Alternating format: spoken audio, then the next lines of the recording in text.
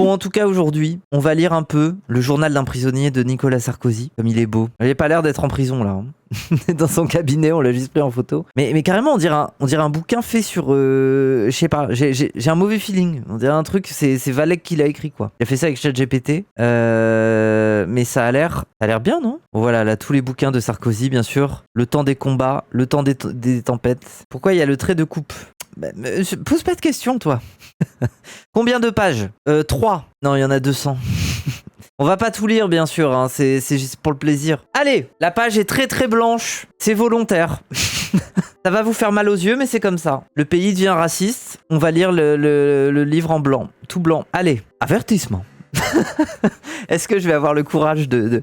À vous qui me ferez le plaisir de lire cet ouvrage, je vais préciser qu'il ne s'agit pas d'un roman. Tous les faits qui y sont relatés correspondent à la réalité de ce que j'ai vécu pendant ces 10 années d'instruction. 14 semaines au tribunal correctionnel de Paris et 3 semaines à la prison de la Santé. Par souci de respect de la vérité et de la crédibilité de mon propos, j'ai choisi de ne modifier aucun des noms des protagonistes de ce récit. Chacun pourra donc s'y reconnaître et ainsi assumer la juste part de responsabilité dans ce qui restera, à n'en point douter, une malheureuse épreuve judiciaire. Audible, ça a changé, mais j'ai l'impression, je fais trop de... Il parle pas comme ça, non, je parle là. Il parle pas comme ça. Il parle pas comme ça, Nicolas Sarkozy. Non, il découpe bien. Oui, Nicolas Sarkozy. Imitation bancale. Oui, en fait, faut bien découper, mais faut... Ah, je sais pas comment dire. Bon, allez. Je me suis levé très tôt, le mardi 21 octobre 2025. C'est le jour de mon incarcération. Jamais, je n'aurais jamais imaginé franchir les murs d'une prison. Ce n'était même pas envisageable. Je ne suis pas un homme violent, ni un agresseur. J'ai toujours payé mes infos de façon scrupuleuse. Oh, ça commence très fort, hein. Toujours payé mes infos de façon scrupuleuse. Je n'ai jamais conçu ni envisagé quelque montage que ce soit. Jamais. J'ai été durant 24 années le maire d'une grande ville, Neuilly-sur-Seine, sans que jamais un appel d'offres ou une procédure quelconque ait fait l'objet de la moindre remarque ou du plus petit incident. J'ai été le maire d'une grande ville, Neuilly-sur-Seine, sans que jamais un appel d'offres ou une procédure quelconque ait fait l'objet de la moindre remarque ou du plus petit incident. Que pouvait-il bien m'arriver, à moins de faire preuve d'une imagination débridée ou de nourrir une paranoïa caricaturale? Rien. C'est bien ma conviction et mon état d'esprit. La suite montra l'étendue de mon erreur. Et pourtant, en ce matin ensoleillé, alors que je traversais Paris, vers la prison de la Santé, je devais bien convenir que l'impensable était arrivé. Qu'est-ce qui avait bien pu me faire tomber du mauvais côté de l'histoire? Qu'avais-je fait pour mériter un tel traitement? Quel crime avais-je bien pu commettre? Je dois reconnaître aujourd'hui la profondeur de ma naïveté. Jamais je n'aurais envisagé qu'avoir été porté au sommet de l'État pouvait constituer une telle menace pour ma famille et pour moi-même. J'étais littéralement stupéfait par l'enchaînement comme par l'emballement des faits que j'étais en train de vivre. Bon bref, ah ouais, c'est vraiment, pardon, je n'ai rien fait. Oui, c'est vrai, bébou quoi. Mais qu'est-ce qui m'arrive? Et qu'est-ce qui m'arrive? Ils ont réveillé Laetitia. J'étais dans mon lit. J'étais dans mon peignoir. J'étais avec Carla. On passait du bon temps. Et voilà que la police débarque à 6h du matin. Je ne comprends pas ce que j'ai fait. Je n'ai pourtant rien fait. J'ai simplement discuté avec Kadhafi. 1 minute, tout au plus. Les valises de billets. Qui n'en a jamais porté? Attends, comment elle s'appelle? Attends, comment elle s'appelle déjà? J'ai besoin de l'info. Comment elle s'appelle la fille de Sarkozy? Comment elle s'appelle déjà? C'est pas Laetitia. C'est Julia. Ah oui, Julia. Julia, ma fille, Julia Sarkozy, qui se montre sur TikTok. Je sais pas quoi en penser. Une graine de star, comme ça, maman. Pouf, je vais devoir... Putain, je vais essayer de tenir le truc tout du long. J'avais été, durant 5 ans, président de la République française. Un honneur immense, une chance exceptionnelle, et aussi un délit grave, aux yeux de tous ceux qui détestent le pouvoir politique, surtout s'il est de droite. Et de droite, je l'ai toujours été, sans regret et surtout sans complexe. Ce qui constitue, à n'en point douter, une circonstance grave. On ne prête à autrui que les sentiments que l'on éprouve pour soi-même. C'est celui qui le dit, qui est, vraiment.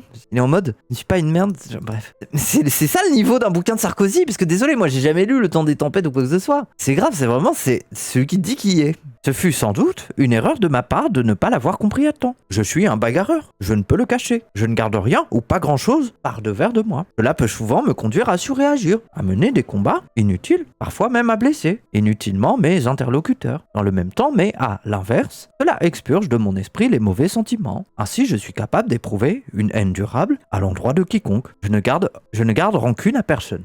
Et Claude Guéant, tu l'invites à manger Takedine, vous allez en vacances ensemble Aucune rancune envers Kadhafi. Mais il n'y a aucune rancune envers Kadhafi. J'ai seulement fait mon devoir. Il voulait détruire le monde, alors j'ai sauvé le monde.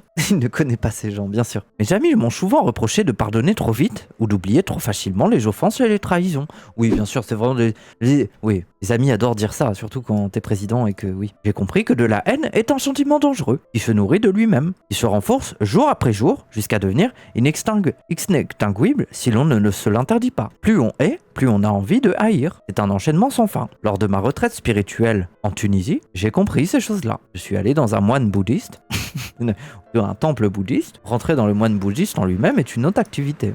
Attendez, mais j'ai besoin de... Attendez, j'ai besoin de reprendre mon imitation 2 secondes. L'imitation est doucement en train de se perdre. Mais oui, attendez. On était très jeunes puisque mon frère aîné avait 7 ans, Moi, mon frère aîné avait 7 ans. j'en avais 4. Oui. Et mon plus jeune frère devait en avoir 1. Oui. On est arrivé. Ah, vous voyez, il a un peu ce truc de gne gne gne gne. Il rajoute du gne quand il parle. On y est arrivé, moi et Carla, on est arrivé, personne nous disait bonjour. On est arrivé, On y est arrivé. Ouais, voilà, c'est on y est arrivé. je crois en pleine nuit, Il resserre les dents quand il parle. Oui, on est arrivé avec Carla. chez mon grand-père, avec ma mère. C'est long, hein. Ah oui, et après, oui, c'est vrai. Et quand il a l'impression d'avoir dit un truc stylé, il sourit après. Comme ça. On était arrivé avec Carla. Simplement, les enfants étaient là, tous réunis. Et j'ai dit à Louis Sarkozy, ton dernier clip, là, sur les réseaux, n'est pas terrible. Après, faut sourire et faire. J'étais à 100 lieues de pensée, j'ai étudié de telle passion, j'ai donc c'était parti.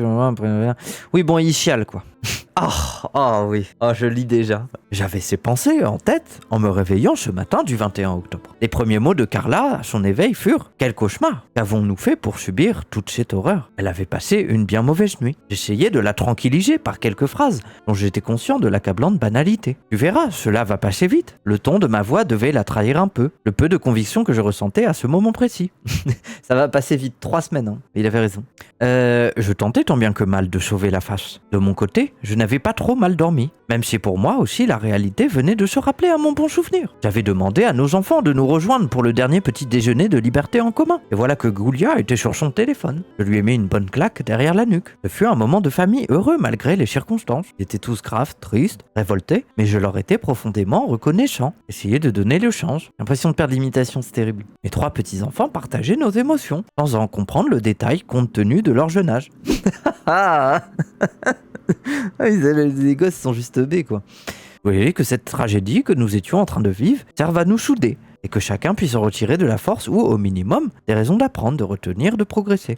En fait, je vois bien comment il ramène tout le monde et il est en mode « Écoutez, papa va en prison. Papa va en prison et ça sera un moment très difficile pour toute la famille. » En fait, juste, ils ont envie d'aller vaquer à leurs activités et tout. T'en as pas marre, premier degré, tu as le droit d'arrêter. Non, c'est une performance, je dois la tenir. Je pris la parole pour les assurer de leur partager mon état d'esprit, de banaliser l'idée de la prison pour que les fantasmes habituels lorsqu'on parle de l'enfermement ne viennent ajouter davantage d'inquiétude et de stress à une situation qui en comportait déjà bien assez. Je me sentais un peu comme le héros de La vie est belle. Il parle à son fils et essaye de lui faire relativiser. La réalité était monstrueuse. Il me fallait mentir le mieux possible pour les apaiser. J'essayais de me montrer gai et détendu. J'ai regardé Gyula comme ça et je lui ai dit « Papa est détendu. Papa est très détendu. Papa va juste passer un peu de... Papa va en prison. Ne t'inquiète pas, Gyula. » Une nouvelle fois, je constatais que la monstration était plus efficace que toutes les démonstrations. Faites ce que je fais est tellement plus pertinent que faites ce que je dis. Louis demeurait silencieux pour masquer sa colère contre cette injustice. Il était en train de manger une mangue. Je voyais qu'il réfrénait à peine sa force et son tempérament. J'étais fier de son courage. Jean se préoccupait de sa sœur, assumant son rôle de grand frère à la perfection, avec la profondeur et l'intelligence qui le caractérisent. Oui, il a juste fait un câlin, quoi. Pierre apportait sa déconstruction et sa volonté et sa bonté naturelle. Il était une lumière pour chacun de nous. Et Aiguilia, du haut de ses tout juste 14 ans, s'est pris une grosse tarte, car elle était encore sur TikTok. Faisait tout ce qui lui était possible pour faire face à la situation, exigeant même, malgré une forte fièvre, qu'il l'avait saisie durant la nuit, d'aller avec ses frères à la rencontre des soutiens rassemblés autour de la maison. Elle était malade et tenait à peine debout. Elle dit à sa mère « Je vais être aux côtés de papa. Il serait trop déçu si je lui manquais. Je ne peux pas lui faire cela. » Notre souhait de la protéger s'inclina devant sa juvénile volonté. Aurélien, mon beau-frère, mon beau-fils, était là aussi, concentré, réservé, brillant et plein d'émotions. Le clan était au complet. Oui, c'est très mafia, hein. On est d'accord quand même, hein. Vraiment mood mafia, hein. C'est vraiment mood mafieux, hein. Le clan était au complet. Après, c'est peut-être j'ai pas l'habitude des histoires de famille de droite, mais ça doit être ça souvent. Ou alors c'est juste Sarkozy en particulier qui joue sur une esthétique de mafieux un peu, hein. Récemment j'ai vu les 5-6 saisons des Sopranos. D'ailleurs j'ai fini la série là, ça fait un moment déjà d'ailleurs. Et je sais pas, j'ai des flashs de soprano, quoi. Les voir tous chez unis, tellement remplis d'amour, et si préoccupés de bien faire, aurait fait monter les larmes aux yeux si je n'avais pas eu le droit de me laisser aller. J'avais eu le droit de me laisser aller. Carla était merveilleuse, comme à l'accoutumée. Aussi forte qu'intelligente. Et je sentais à quel point sa souffrance physique était profonde, à la perspective de notre séparation. En 18 années de mariage, nous n'avions jamais été éloignés l'un de l'autre, plus de 2 ou 3 jours. Nous ne savions pas combien de temps cette séparation imposée allait durer. Quelques semaines, quelques mois, personne, pas même mes avocats, ne pouvait ou ne souhaitait s'avancer sur ce sujet. L'incertitude était sans doute le pire. Elle créait un sentiment de vertige. Nous pouvions nous faire une raison, préparer ou tout simplement anticiper. Nous ne pouvions... ne plus voir Carla au quotidien m'était aussi insupportable que je m'interdisais de trop y penser. Et je m'en rappellerai quand je trempais mon zizi dans du yaourt en prison, essayant malgré tout de me rappeler le vagin de Carla, qui me manquait pendant 3 semaines. Si je défaillais, toute la solidité de l'édifice familial risquait de s'effondrer. Et je pouvais défaillir. L'édifice familial, carrément la famille peut s'écrouler s'il part, quoi. Tu déréalises pas un peu. Mais surtout c'est long. Attendez, je survole un petit peu, on va pas tout lire. J'ai gravi les échelons chauds. Attendez, là c'est le moment self-made Napoléon Bonaparte. J'avais gravi un à un les échelons de la vie sociale, tout au long de mon existence. Je venais de redescendre d'un seul coup de 10 étages. Le moins que l'on puisse dire était que la température ambiante avait chuté. Il fallait l'accepter, le comprendre et en tirer le meilleur parti. J'essayais de me raisonner. Après tout, l'échec n'était pas plus injuste, aujourd'hui que le succès n'avait été mérité dans le passé. Je devais surtout contenir les poussées de colère et d'indignation qui m'étreignaient le cœur, dès que je pensais au complot invraisemblable ourdi pour fabriquer cette sinistre affaire de prétendu financement libyen, qui n'est jamais arrivé. Monsieur comment vous dites? Monsieur Kadaji? Monsieur Kalenji? Je ne connais pas. Je prenais garde cependant à ne pas perdre une once d'énergie, avec ces sentiments négatifs autant que contre-productifs. Toutes mes forces étaient mobilisées autour du seul objectif de tenir durant le temps de cette incarcération aussi brutale qu'injuste. On dirait Plenel la voix. Arrêtez. Vous me faites déréaliser, c'est dur. Allez, moi je veux le moment où il part en prison là. On veut skip là, on veut le moment où il commence à aller en prison quoi. Voilà. Il vint l'heure déchirante de quitter la maison. Je redoutais ce moment depuis quelques semaines. Serais-je capable de maîtriser mes émotions? Je n'en étais pas certain. Nous avons demandé aux enfants de nous précéder de quelques minutes avant que Carla et moi descendions ensemble l'impasse de l'extrémité de la maison. Durant ces 100 mètres, les caméras pouvaient nous voir pas à pas. Carla serrait ma main avec un amour et une force qui me bouleversent encore alors que j'écris ces lignes. Elle me serrait tellement fort la main que je n'ai pas pu utiliser mon auriculaire pendant toute la durée de mon incarcération. Je la sentais au bord du gouffre malgré toute sa volonté. Le moment de la séparation était là. Nous ne pouvions plus le retarder ou l'éviter. En marchant, je soufflais à Carla qu'après 18 années de mariage, nous étions finalement les plus heureux du monde de ressentir la solidité de notre union. 3 semaines, il fallait tenir. Il est vrai qu'affronter l'épreuve ensemble fut un moment de partage intense. L'adversité ne pouvait pas nous détruire. Submergée par l'émotion, elle ne répondit rien. Elle se serra au plus près contre moi. Elle avait raison. Pourquoi parler? Nous n'avions pas besoin de mots pour nous comprendre. Le superflu était devenu inutile. En arrivant devant la foule, je découvris de nombreux visages en pleurs, bouleversés de chagrin. Avec la musique, c'est magnifique. Oui, c'est le moment du déchirement de la famille Sarkozy, les gens. Je ne pouvais pas prononcer une parole. L'émotion m'accablait. Fort heureusement, je n'avais pas prévu de déclaration, encore moins de discours. J'aurais été bien incapable de le prononcer. Les applaudissements redoublèrent d'intensité à notre arrivée. Une marseillaise spontanée retentit au cœur de la foule. Je deviens Edoui Plenel, je ne sais pas pourquoi. Je saluai maladroitement Mediapart. Je ne pus serrer aucune des mains tendues. Les sentiments me submergeaient. J'étreignais une dernière fois Carla, je ne pouvais pas prolonger ce supplice. J'embrassais ma fille. Les larmes me montaient aux yeux. Je me jetais littéralement dans ma voiture. J'aurais tant aimé disparaître. Ah oui, disparaître carrément. La tristesse était trop forte. Les applaudissements crépitèrent au moment où mon véhicule s'éloignait. Christophe Ingrin, mon ami et mon avocat, était assis à mes côtés. Je me tournai vers lui, mon visage était figé par l'émotion. Putain, mais les bourgeois, il leur en faut pas grand-chose. Hein. Nous ne pûmes échanger une seule parole pendant les premières minutes de notre trajet vers la prison. Je rompis le silence pour briser cette atmosphère en faisant un prout. Il fallait évacuer toute cette peine. Au début, ma voix trembla légèrement, même si je commençais peu à peu à reprendre mes esprits. Demeurer stoïque n'était pas une mince affaire. Je pensais en mon fort intérieur avec ironie à ces nombreux articles évoquant ma prétendue force. Si tous leurs auteurs avaient su combien je m'étais senti faible, à ce moment précis, je me sentais comme un petit garçon, comme quand j'étais jeune. J'avais envie de téter le sein de ma mère et de ne plus jamais faire de la politique. Pourquoi tu parles comme Maître Yoda? Parce que j'essaye de parler comme Sarkozy. Et c'était vraiment très difficile pour ma mère parce qu'à l'époque, être une femme divorcée avec des enfants, on était vraiment socialement mis de côté, quoi. On était socialement mis de côté. Mais Mais je suis coincé dans mon imitation, c'est grave. Bah après, elle est pas très mauvaise imitation. Bon, je vais la faire jusqu'au bout, vous me cassez les couilles. Je finis, après de longues minutes, par être autorisé à franchir l'imposant portail en acier de la maison d'arrêt. Je l'avais vu dans des films ou des reportages. Jamais de visu, car bien nombre de mes collègues ont pu finir en prison. Et je ne leur ai jamais rendu visite. En même temps que je voyais la lourde porte glisser sur son rail avec une lenteur solennelle, je pensais à l'ironie de la situation et à cette vie si étrange qui est la mienne. Pourquoi ai-je vécu tant de situations si extrêmes? Je m'apprêtais à recevoir mon numéro d'écrou, le 320-535. C'est ainsi que j'allais désormais être identifié. Mais arrête de mentir. Il est en train de faire... Vous avez vu le truc? Il est en train de faire un parallèle avec les camps de concentration. Hein. Mais quand tu as un numéro d'écrou, ça veut pas dire que c'est désormais comme ça que t'es identifié. Enfin, on t'appelle toujours Monsieur Sarkozy. C'est juste ton numéro d'écrou, quoi. En fait, ça me fait rire. C'est comme si j'arrivais en études supérieures et j'écrivais un bouquin en disant « Me voilà arrivé en études supérieures. Ils m'ont distribué un numéro, l'identifiant national d'éducation, l'INE. Désormais, je n'aurai plus d'identité. Je serai appelé matricule INE. Nanana. Oui, mais c'est pour un numéro de dossier, ça fait sens, mais... Est-ce qu'il s'allait appeler Monsieur le Président pendant 3 semaines? Mais oui, quel forceur. 4 jours auparavant, j'étais Nicolas Sarkozy, l'ancien président de la République, reçu par le président Emmanuel Macron en personne au palais de l'Élysée. A-t-on jamais imaginé un contraste plus saisissant? Une situation plus ubuesque? Je devais me pincer pour accepter cette réalité.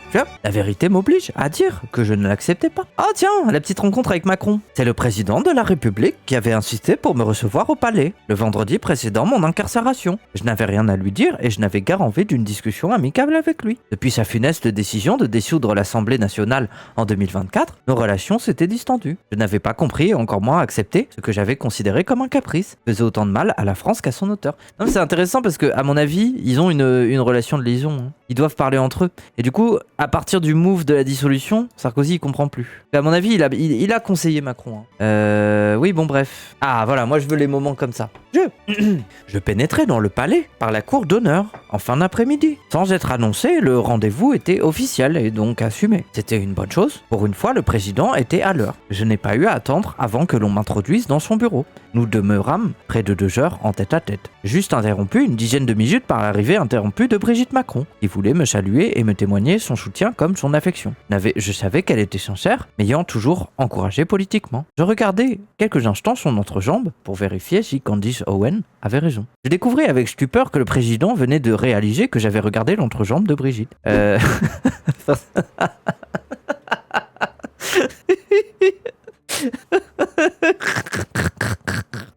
Pardon, je me fais rire, c'est drôle. Réaliser que j'allais être incarcéré dans 4 jours. Ah oui, Macron était en mode « Ah bon, vous allez être incarcéré dans 4 jours? Mais qu'est-ce que c'est que ça ?» Ah ouais, les deux qui discutent entre eux. « Monsieur Macron, je vais être incarcéré dans 4 jours. »« Ah oui, vous allez être incarcéré dans 4 jours, là, ça arrive. C'est vraiment dramatique. » Terrible. Rien n'avait été anticipé, en tout cas dans son esprit, il me parut sincèrement troublé, voire choqué par cette perspective. Oui, bah oui, parce que c'est pas arrivé à tous les présidents, oui. Mon inquiétude portait principalement sur ma sécurité en milieu carcéral. Ah, il était bien temps de s'en préoccuper. Il m'interrogea sur le délai d'audiencement de la demande de mise en liberté. Qu'est-ce que c'est? D'audiencement? Ah oui, audience. Waouh, mais c'est ça qui est fou, quoi. C'est que tu discutes littéralement avec le président qui est en train d'être en mode « Tu as bien pensé, Nicolas, tu as bien pensé à la durée d'audience. On peut trouver des moyens d'aller plus vite. » Oui, c'est vraiment le... J'ai le Macron des marioles, quoi. Nicolas, tu veux, on peut améliorer Voilà, ton audience ira vite. Tu veux, on peut mettre quelques policiers devant la porte de ta prison. Emmanuel Macron me rappela dès le lendemain pour me dire que je devais changer d'établissement pénitentiaire, car ma sécurité ne pouvait pas être garantie à la santé. Je devais en conséquence me rendre à la prison de Meaux ou à celle de Réau, précisant que j'y serais bien mieux installé puisqu'un appartement dédié aux familles de détenus pouvait être mis à ma disposition. Après l'avoir remercié, je refusais aussi fermement que catégoriquement tout changement. Je lui précisais même que je n'acceptais aucun traitement de faveur, toute modification étant susceptible de provoquer une polémique. Je voulais me conformer strictement à ce qui avait été initialement convenu par les autorités judiciaires. Je mis donc fin à cette discussion en écartant toutes ces perspectives. J'étais déterminé à être incarcéré à la santé, quelles qu'en soient les conséquences, car je suis un vrai bonhomme. Emmanuel Macron demanda au ministre de l'Intérieur de diligenter une évaluation de ma sécurité. Sur cette base, la décision fait... Putain, mais c'est c'est fou, carrément, il y a eu une enquête. Ah voilà, sur cette base, la décision fut prise de mettre 2 policiers de service de protection des hautes personnalités dans la cellule mitoyenne de la mienne pour que je sois protégé 24 heures sur 24 par des officiers de police armée. 24 heures sur 24 ! Il y a des policiers de la protection des hautes personnalités dans la cellule d'à côté. Lui, il a la cellule tout seul. Eux, ils sont 2. C'est 9 mètres carrés le truc, quoi. Mais c'est quoi ce travail de con? Ça n'a aucun sens. Combien ça nous a coûté tout ça? Bon, beaucoup moins que les cadeaux fiscaux de Macron, en tout cas, ça c'est sûr. Merde. Et avec un matelas Simmons. De l'argent public gaspillé. Ah oui, mais il y en a beaucoup. Le sacrifice était réel. Il me témoignait ainsi une amitié sincère qui constitua un très précieux réconfort. Leur présence dans le milieu carcéral ajoutait un élément de plus à l'étrange de la situation qui m'était réservée. Oui, normalement tu ne devrais pas avoir 2 amis en fait. 2 policiers, 24 heures sur 24, qui sont tes amis et qui parlent avec toi, je sais pas. Cette dernière fut renforcée par la décision de me faire résider dans le quartier des détenus dont la dangerosité imposait l'isolement complet. Personne ne les voit, personne ne les rencontre. Les tâches n'est accessible qu'après une succession de contrôles plus sévères les uns que les autres. Et quand l'un de ces détenus sort de la cellule, pour une raison ou une autre, c'est toute la prison qui s'arrête de fonctionner. Pour le laisser tranquille, transiter.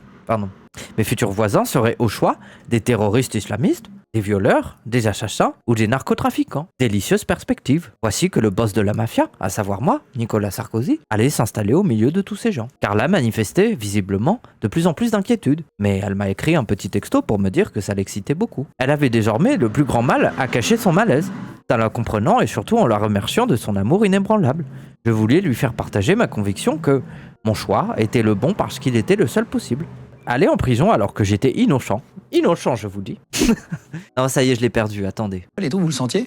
Étrange d'être enfant d'une famille divorcée. Maintenant, il y a une famille sur 2 en Ile-de-France qui a divorcé. Ah oui, c'est vrai, ah oui, quand il dit des évidences, il lève ses sourcils très haut comme ça. Bah, je peux pas, j'ai pas la même tête que lui, quoi.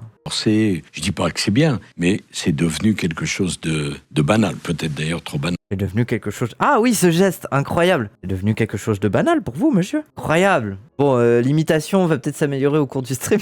Mais subir la double peine d'être emprisonné tout en étant accusé de bénéficier de privilèges aurait été insurmontable. Quelles que soient les conséquences, je ne pouvais ni l'accepter, ni même seulement l'envisager. Ma résolution était prise. Emmanuel Macron me téléphona une nouvelle fois, à la veille de mon incarcération, pour me dire qu'il comprenait finalement ma position. Je le remerciais et je m'en trouvais assez soulagé. Mon attitude, durant ces derniers jours, m'avait touché, même si elle n'avait rien changé. Aujourd'hui encore, je lui en sais gré. La prise de conscience était tardive, mais elle était réelle. Au moment où je pénétrais à l'intérieur des murs, je fus aussitôt entouré par le personnel pénitentiaire, en charge de ma surveillance. Ils étaient quasiment tous originaires de territoires ultramarins. C'est-à-dire qu'ils sont noirs. Grand gabarit, souriant et sympathique. Ça me rappelait les Antilles. Je serrais la main de chacun. Des grandes mains noires, très fortes. J'ai senti leur empathie, embarrassée par le raisonnement de me voir incarcéré. Plusieurs fois m'ont-ils dit à une sincérité touchante. On ne comprend pas ce que vous faites ici. Ce n'est pas votre place. C'était gentil, rassurant. Mais déjà... Putain, mais attendez. C'est un problème. Non, mais attendez, c'est un problème. Le personnel pénitentiaire de la santé, qui est censé assurer que les gens soient enfermés, ne comprend pas ce qu'il vient foutre là. Après 10 ans d'enquête de corruption. Ziad Takedine, mes couilles et tout le tralala. Les matons sont de droite après. Eh, pas forcément après, mais c'est... La chef du greffe de la prison, une jeune femme blonde et emprêchée, m'attendait derrière un parloir à vitre blindée. Elle me fit signer ma mise sous écrou et machina le numéro que j'ai évoqué plus haut. Elle me précisa, ce que je savais déjà, que je me trouvais désormais à l'isolement. Je répondis en la remerciant poliment. Je paraphai les documents mécaniquement, décidé d'être ailleurs pour ma santé mentale. Je venais de quitter, en pensée, la prison. Je respirais à plein poumon le bon air de la liberté, dans ma tête. Ah, au moins il a fait cette expérience, au moins il a dissocié, au moins il a badé. Tout ce qui suivit fut fait par automatisme, comme si quelqu'un l'accomplissait à ma place. Pour la fouille, on me fit pénétrer dans une toute petite pièce sans fenêtre. J'étais seul avec un officier de la pénitentiaire. Passage obligé, même si je n'avais évidemment pas envisagé d'introduire dans la prison des armes, de la drogue, ni même un téléphone portable. Bien évidemment, l'homme m'a introduit un petit doigt dans le cul, mais j'ai pensé à Carla. Donc tout allait bien. J'étais ailleurs, je prenais le pique-nique avec Carla. Nous étions au bord de Neuilly-sur-Seine, la ville dont j'ai été le maire pendant très longtemps. Puis nous franchîmes un nombre incalculable de grilles imposantes, de portes pleines, de couloirs donnant sur des cellules fermées à double tout le temps de mon passage. Nous gravîmes 4 escaliers, et très exactement 85 marches. C'est trop bizarre de les compter, mais c'est vrai que ça revient, j'ai l'impression, bref, monomaniaque, hein, 85 marches. Il a l'impression d'être intelligent parce qu'il a compté les marches. C'est vraiment, ça fait... C'est vraiment Light Yagami, quoi. Je suis un homme intelligent. J'ai compté 75 marches. Truc de gosse. Bah, en même temps, il est en train de les réaliser, oui. Je les ai comptés. La prison me donnait le sentiment d'être à l'arrêt. Des surveillants et des surveillantes, entièrement de bleu vêtus, s'attiraient le paysage. C'était à croire que tous étaient donné rendez-vous sur mon passage. Un vrai carnaval. Une dame en civil m'interpella gentiment, mais fermement. Bonjour, monsieur 382... Non, bonjour, monsieur président. Je suis la représentante syndicale. Son sourire était assez avenant et son intérêt visible. Elle aussi n'avait rien voulu manquer du spectacle de mon arrivée. OMG, la représentante syndicale qui veut être là en personne quand Sarkozy est incarcéré. Cela mettait de l'animation dans mon quotidien dont j'ignorais tout encore, mais dont j'imaginais aisément il devait être tristement monotone. Je me demandais ce qui avait poussé chacun à choisir un tel lieu de travail. J'ai ressenti immédiatement une telle considération pour ces personnes qui passaient littéralement leur vie en prison. Tiens, c'est bizarre. Mais pourquoi vous n'avez pas choisi de travailler dans un beau bureau à Paris? Pourquoi vous n'avez pas choisi de travailler dans la haute fonction publique? Vous auriez pu faire ça, non? Pourquoi vous travaillez en prison? Je ne comprends pas. Nous arrivâmes enfin à l'étage de l'isolement, puis au-dessus des cachots disciplinaires. Les cachots disciplinaires. Ah oui, mais non, mais je vois le truc d'isolement, oui, ok. Les cachots disciplinaires. Il y régnait un silence pesant. J'aurais pu croire les 11 cellules vides alors que je passais devant elles. En fait, elles étaient toutes occupées. Je franchis une nouvelle grille imposante. Le surveillant qui me précédait ouvrait les portes et les refermait immédiatement. J'étais entouré de 3 agents pénitentiaires auxquels venait s'ajouter leur chef. Ce dernier, souriant et sympathique, me glissa. J'ai hâte de parler foot avec vous, même si je suis un supporter de Marseille. Ok. Nous arrivons devant la cellule numéro 11. Il en a rien à foutre. Il l'a regardé. Le mec a dit on parle foot, c'est tout. Nous arrivons devant la cellule numéro 11, telle qui m'était destinée. Il fallut presque 1 minute pour l'ouvrir, tous les verrous et loquets divers qui la ceinturaient. Le directeur m'indiqua qu'il me laissait quelques minutes avant de revenir me chercher pour m'expliquer les règles de ma nouvelle vie. La porte se referma dans les fracas des verrous. J'étais enfin seul. Mon sac m'attendait. Il avait été disposé la veille. Putain, mais déjà ça, bref. Le tour des lieux fut vite fait. Un simple regard me suffit. 12 mètres carrés. C'est même pas 9 mètres carrés, c'est 12 mètres carrés. Putain, mais pour une prison, ça m'a l'air ok. 12 mètres carrés, c'est pas mal. Genre, attendez. Ouais, un appartement de 12 mètres carrés, c'est ça, quoi. Franchement, c'est vivable, en fait. Franchement, c'est vivable de fou. J'ai 13 mètres carrés, je déréalise. Qui, dans le chat, a moins de 12 mètres carrés? J'avais 10 pendant les études. Oui, c'est ça. Oui, mais les chambres de Crous, c'est 9. Ouais, c'est 9 parfois, ouais. Donc globalement, il a une petite chambre de Crous, quoi. Regardez, autre studio de 12 mètres carrés. Là, il y a un canapé lit, tu peux déplier comme ça. Là, tu peux avoir une petite chaise de bureau, là, t'as tout. Franchement, ça va. Non, ça va, quoi. Il y a pire. Mais bon, lui, le pauvre, il a jamais connu ça, quoi. J'ai 65 pas à Paris. Ah oui, parce que sinon, j'avais 6 mètres carrés sous les toits avec toilette sur palier et moisi sur les murs. Ah ouais, vous avez vécu des choses, hein. Les 14, c'était ok, mais faut pas avoir trop d'affaires. Oui, il faut bien emménager, quoi. Faut bien aménager, bien sûr. J'avais 9 mètres carrés en école d'ingé dans une cave. Putain, mais les gens, vous avez vécu des trucs de fou, en fait. Je me rends compte. Moi, je crois le logement, non, j'ai eu un logement de 20 mètres carrés, mais voilà, quoi. Après, ça va, c'était bien. Le loyer était pas trop cher, en vrai. Wissam dans son garage. Oui, Wissam, il a vécu dans un tout petit truc, hein. Dans un garage et tout. La fuite 2 au-dessus du lit pour 900 balles, c'est si beau Paris. Mais c'est une manière de... C'est parce qu'il y a le réchauffement climatique, c'est pour que t'ailles mieux, quoi. Ça rafraîchit la nuit. Bon, alors, la description de la chambre, incroyable. Un lit solidement fixé au mur par des plaques renforcées. Un petit bureau en bois clair. Une douche. Un réfrigérateur, une plaque chauffante, une télévision, le tout dans la même pièce. On aurait dit l'enfer sur Terre. Je me trouvais chanceux d'être seul. J'imaginais les autres détenus s'entachant parfois à 3 ou 4 dans le même espace. J'ai eu envie de me branler car pour la première fois de ma vie, Carla n'était pas là pour me surveiller. Bonne nouvelle, ma cellule comportait 2 fenêtres consolidées. Chacune d'entre elles était obturée par un double système de barreaux et de grillages. L'évasion n'était guère envisageable. En tout cas, pas un prisonnier comme moi. Je pouvais même les ouvrir. Oui, mais carrément, il pense à son évasion. Mais qu'est-ce que tu vas faire? Tu vas te cacher dans un hôtel de passe, Sarko?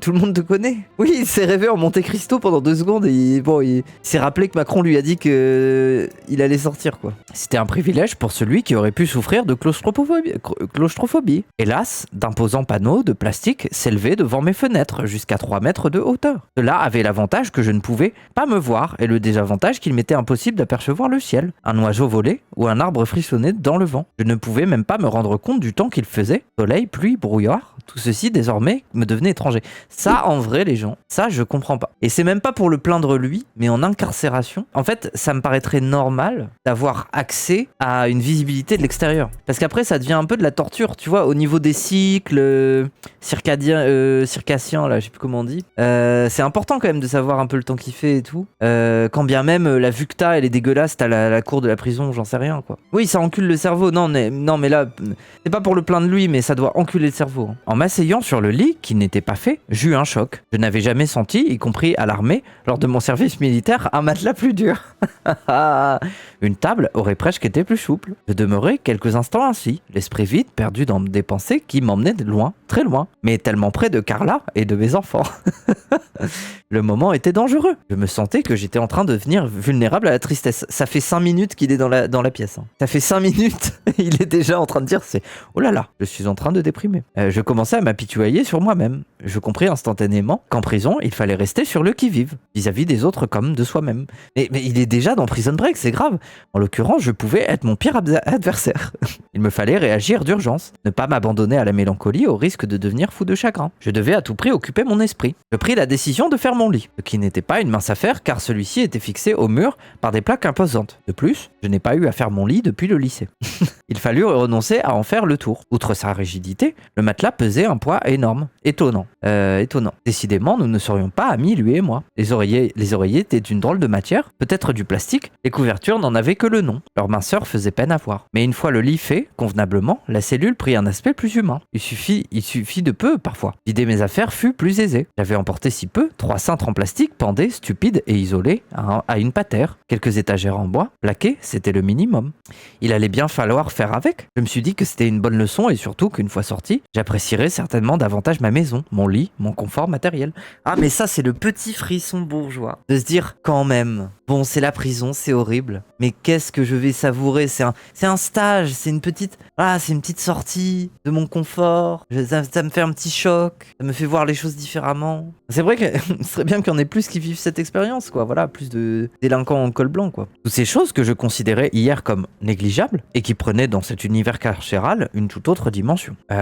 La bonne bouffe que je mangeais tous les matins, le sourire de Julia et les gros chiens de Carla. Pour le reste, la cellule était propre et assez lumineuse. On aurait pu se croire dans un hôtel bas de gamme, pour peu que l'on ignore la porte blindée dotée d'un oreillon, d'un œilleton, permettant d'observer régulière par les surveillants et bien sûr les barreaux, que je choisissais d'occulter pour ne pas déprimer. Chaque fois que je laissais mon regard se porter vers eux, mon moral s'assombrissait. C'était sans doute une habitude à prendre. Je ne l'avais pas encore prise. Je fis l'erreur de vouloir aérer ma cellule en ouvrant l'une des fenêtres. Malement pris, un bruit assourdissant m'agressa. Il provenait d'une cour ou de cellules vraisemblablement en contrebas de la mienne. Je me mis à entendre des « Charcot, on t'encule !» Je ne pus identifier la nature de ces cris, pas plus que leur origine. Étaient-ce des Noirs ou des Arabes? Probablement beaucoup de ça. Y avait-il une bagarre? S'agissait-il de manifestations ou de cris de Allah Akbar? Certains de mes nouveaux voisins ne semblaient pas bénéficier d'un équilibre mental optimal. Un détenu s'acharnait à frapper les barreaux de sa cellule avec un objet métallique. Ce vacarme a duré plusieurs minutes. Elles m'ont paru interminables. L'ambiance était menaçante.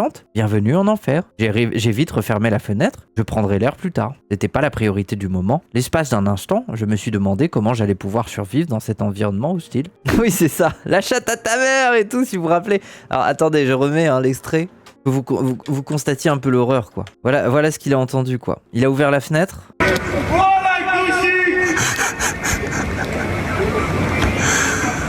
Appelle Sarko. Attends, on va le réveiller, frère. Envoie un lion, si tu veux que je l'appelle, t'as cru c'est gratuit ou quoi?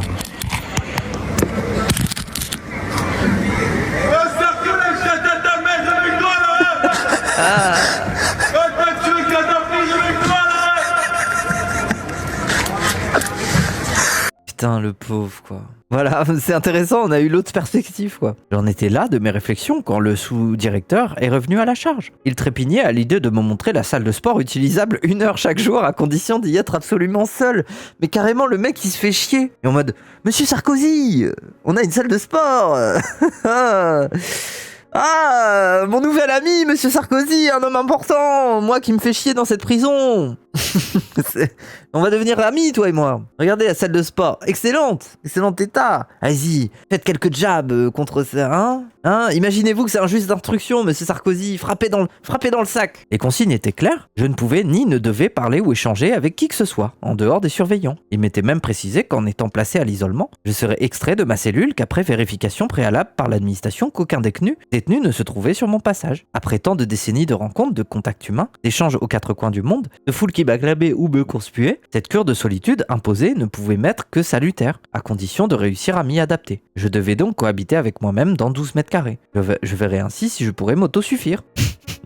Après avoir dit qu'il avait passé 18 ans avec Carla, bref, je pense qu'il pensait aussi à d'autres choses, quoi. Il restait à espérer que les conversations que j'aurais avec mon double durant ces prochaines semaines seraient instructives.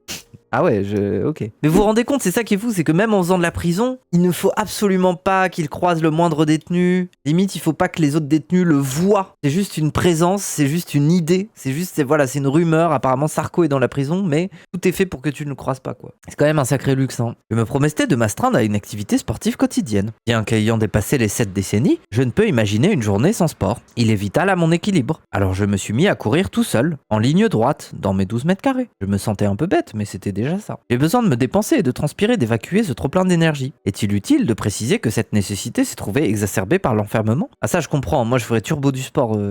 Comment ne pas devenir neurasthénique quand on est contraint de demeurer 23 heures sur 24 dans sa cellule? La salle d'activité sportive était très petite. 3 machines s'y entassaient côte à côte. Ah ouais, un rameur, un vélo, un tapis de course. Putain mais pour tous les prisonniers, pour toute la prison de la santé, il y a 3 machines. Ça doit les bagarres, elles doivent être terribles. Pour ceux en isolement, d'accord. L'espace était si étroit que je pouvais à peine me faufiler entre les 3 équipements. La porte devait être fermée lorsque j'utilisais cet espace. Je ne tarderai pas à constater la chaleur étouffante qui y régnait après 10 minutes d'activité. Ah ouais, le cœur s'emballait vite. Respirer devenait un effort, la sueur ruisselait. Il me fallait prendre garde au risque de malaise. Malgré tout, cette salle m'a paru être l'équivalent, dans ma situation, d'une véritable oasis.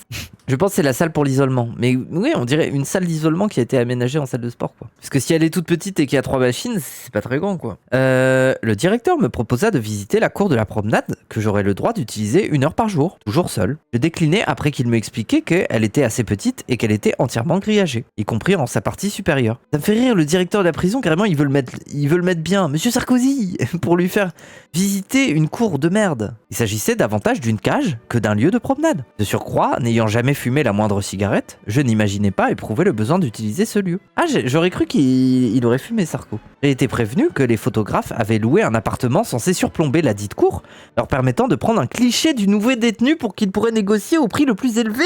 Ah ouais. Non, peut-être il a fumé, mais Carla, il lui a jamais dit. Il a des photos de lui qui fume. Il fume que des cigares. Attendez. Ah ouais, à ce point-là, c'est un mytho à ce point-là? Sarkozy, cigarette. Ah oui, après là, il y en a une là. Je n'ai jamais fumé de toute mon existence. Bon, il n'y a pas tant de photos que ça. Mais avec des gros cigares, oui. Ok. Putain, mais c'est fou ça, ce truc de... Les photographes ont pris un truc pour prendre une photo. Comme toujours, le malheur des uns fait le bonheur des autres. Il s'agissait de ma contribution involontaire à la bonne marche des affaires de la France. Raison de plus pour m'abstenir de pratiquer la marche à la santé. Ce ne serait pas un sacrifice insurmontable. J'en avais assez. Ah oui, quand il s'énerve. Attends, comment il parle quand il s'énerve? Sarkozy s'énerve. J'en ai assez. Les gaz lacrymogènes, vous en seriez bien passé, non? L'image est quand même assez... Qu'est-ce que j'ai à foutre de ce que vous me dites? Non, je sais. Est-ce que vous croyez que j'ai quelque chose à foutre de ce que vous me dites? Bonjour, merci. Bonjour. Ah oui, c'est vrai. Bonjour. Bonjour, monsieur le directeur. Bonjour. Bonjour. Bonjour. C'est vrai c'est vrai quand il était plus jeune, des fois il avait un peu ce ton ingénu où il parlait comme ça, comme d'hab, mais en essayant d'être gentil. Bonjour, c'est moi, Nicolas.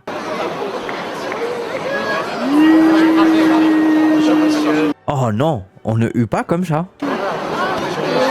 Ah non, touche-moi pas. Alors, cache-toi alors. Tu me salis. Cache-toi alors. Casse-toi alors, merci. Casse-toi alors, pauvre con. Je peux dire 2 mots à Benoît Hamon, Ah, mais ça ressemble à mon imitation. si vous voulez. Benoît, jusqu'à présent, t'as raté ta vie. Mais Vous voyez que je l'ai. Jusqu'à présent, tu as raté ta vie. ça va pas, non? Quoi?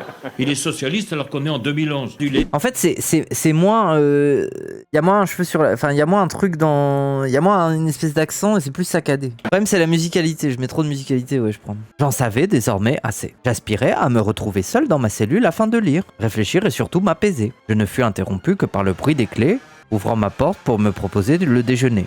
Il était 11h30, je n'avais pas faim. Je ne crois pas avoir manqué grand-chose en déclinant le repas proposé dans de petites barquettes en plastique qui, sans faire injure à celui qui les avait préparées, n'étaient pas très attrayantes. Bah ça change du Fouquet's, ouais. N'étant pas gourmet.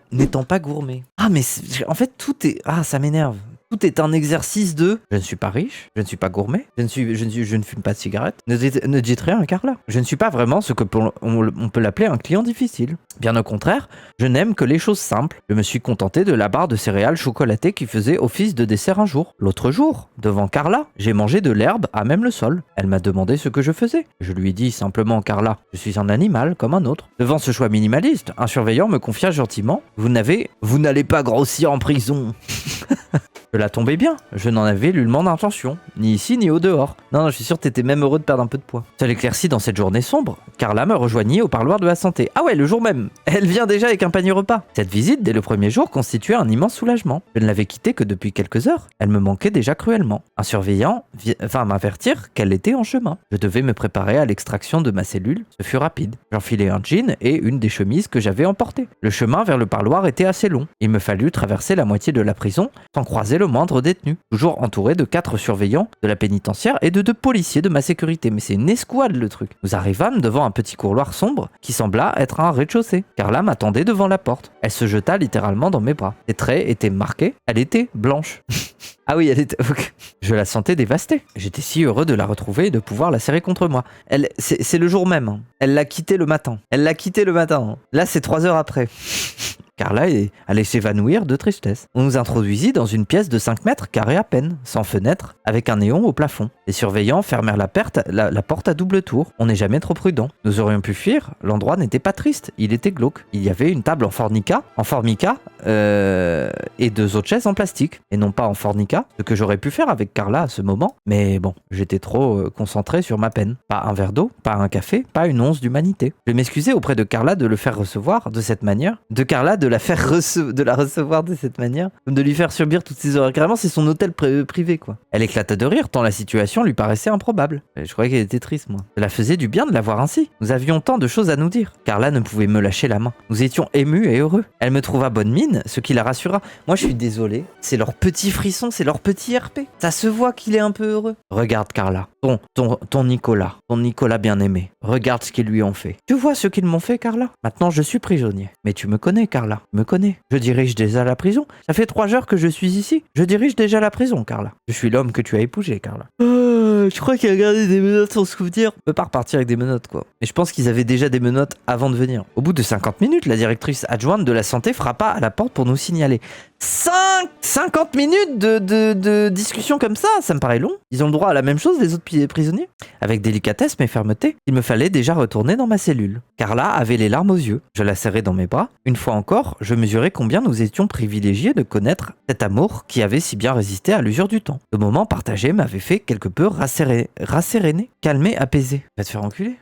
J'étais presque apaisé, il était 16h. Mais attendez, mais c'est ça qui est fou là. Ce moment partagé m'avait quelque peu rasséréné. Là, il met un mot compliqué pour dire ensuite, j'étais presque apaisé. Apaisé qui est littéralement le synonyme de ça en fait. Mais juste après. C'est-à-dire qu'il met un mot compliqué et après il met le mot simple pour se répéter en fait.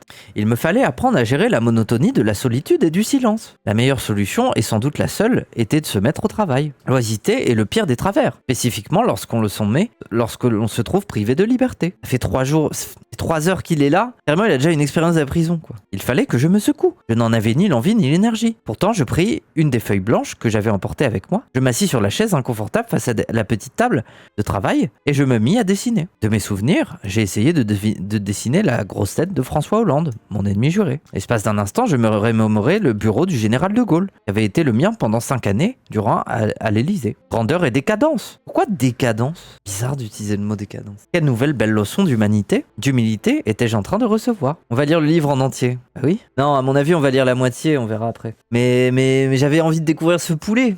C'est incroyable, moi je suis désolé, je prends trop de plaisir. Quelle nouvelle belle leçon d'humilité étais-je en train de recevoir? Je voulais m'enrichir de cela pour ne pas subir. Surtout ne pas subir. Mais pourquoi une leçon d'humilité? T'as dit que t'étais innocent. Pourquoi tu clames pas ton innocence? Tu ne parles pas comme un innocent. Le mec a dit une seule fois, je suis quand même innocent. Et puis là, il nous parle d'humilité, il nous parle de... Bref, le miracle se produisit. La première phrase est venue, suivie de bien d'autres. Je m'attelais au journal d'un prisonnier. Je puis écrire ainsi de longues heures. En fait, on lit pas un bouquin intéressant, on lit juste l'activité qui a permis à Nicolas Sarkozy de faire passer le temps. Et en fait, je pense qu'il a écrit ce livre pour sa famille, hein, pour Carla, pour ses enfants. Toute la famille a eu un exemplaire dédicacé de papa pour voir ce que papa a subi pendant ces 3 semaines où il était pas là, quoi. Grâce à l'écriture, je m'étais évadé et avais pu faire abstraction de tout ce qui m'entourait. Ce fut le premier moment de calme et de sérénité. J'en avais tant besoin. J'appréhendais bien davantage la nuit que les journées. Je me demandais comment j'allais réagir. Lors de l'examen initial, le médecin de la santé m'avait proposé des pilules pour mieux dormir. Avec l'humanité, elle avait tenu à me mettre en garde. La première nuit est toujours un moment compliqué pour le nouveau détenu. Bah oui, tu dors pas, quoi. Je la croyais sans peine, même si, sans le vouloir, elle avait augmenté la pression, en me mettant face à une réalité que je tentais d'oublier. Je n'étais finalement peut-être pas plus fort que les autres, et je n'avais vraiment pas besoin de ce rappel. Oh, avec cette musique, magnifique, parfait. L'obscurité était complète. Le bruit à l'extérieur était en train de redoubler. J'entendais des cris et des menaces qui m'étaient maintenant clairement destinés. J'étais seul, les surveillants de jour étaient rentrés chez eux. J'appris par la suite que, durant la nuit, le nombre de surveillants de cette prison qui compte 1100 détenus, parmi les plus dangereux de France, était réduit. Ce n'était guère rassurant au regard de l'ambiance hostile qui avait prévalu à mon arrivée dans l'établissement. Dans cette atmosphère désespérante autant que menaçante, j'ai soudainement éprouvé le besoin de m'agenouiller au bord de mon lit. J'ai prié. OMG, pendant que ça gueulait là, il était en train de prier sur le bord de son lit, c'est fou. Je ne l'ai pas vraiment choisi d'entrer en prison. Non, ni réellement décidé. J'y avais pensé avant d'entrer en prison. J'avais imaginé le faire, mais en situation, c'est venu comme une évidence. Et c'est vraiment un RP. Hein. Je suis resté ainsi de longues minutes. Je n'ai pas vu le temps passer. Je priais pour avoir la force de porter la croix de cette injustice. Ah là là là là. Non, moi j'ai pas d'empathie quand c'est vraiment le truc de l'injustice, je suis innocent et tout. Vous vous rendez compte, le mec a fait l'affaire Big Malion, le mec, les valises de billets, il a dealé avec un mec qui a tué dans le crash d'un avion 57 Français. Et c'est un ripou. C'est un ripou et je lis le bouquin d'un ripou qui, même après toutes ces années à être un ripou, a besoin de dire que c'est une injustice et qu'il n'a rien fait, quoi. Cela m'a fait du bien. Je me suis senti plus fort, plus serein et plus fort. Et si la prière devait être le chemin pour résister, je décidai de l'emprunter aussi souvent qu'il serait nécessaire. Ce fut la première expérience positive de ma vie de prisonnier. Je n'en parlais à personne, j'en aurais été gêné tant ma pudeur est grande sur ce sujet. Cela a toujours été plus facile pour moi, s'agissant de questions intimes et importantes. D'écrire plutôt que de dire. Ma vie entière, j'ai utilisé aisément la parole comme un instrument de conquête. Force est de reconnaître que dans mon cas, l'écriture est bien davantage la voie naturelle de la confession. Cette expérience spirituelle m'a rendu heureux en cette fin d'après-midi sinistre. Cela représentait en soi une grande victoire. Un téléphone était installé dans ma cellule, comme dans celle des autres détenus. Il s'agissait d'un poste fixe.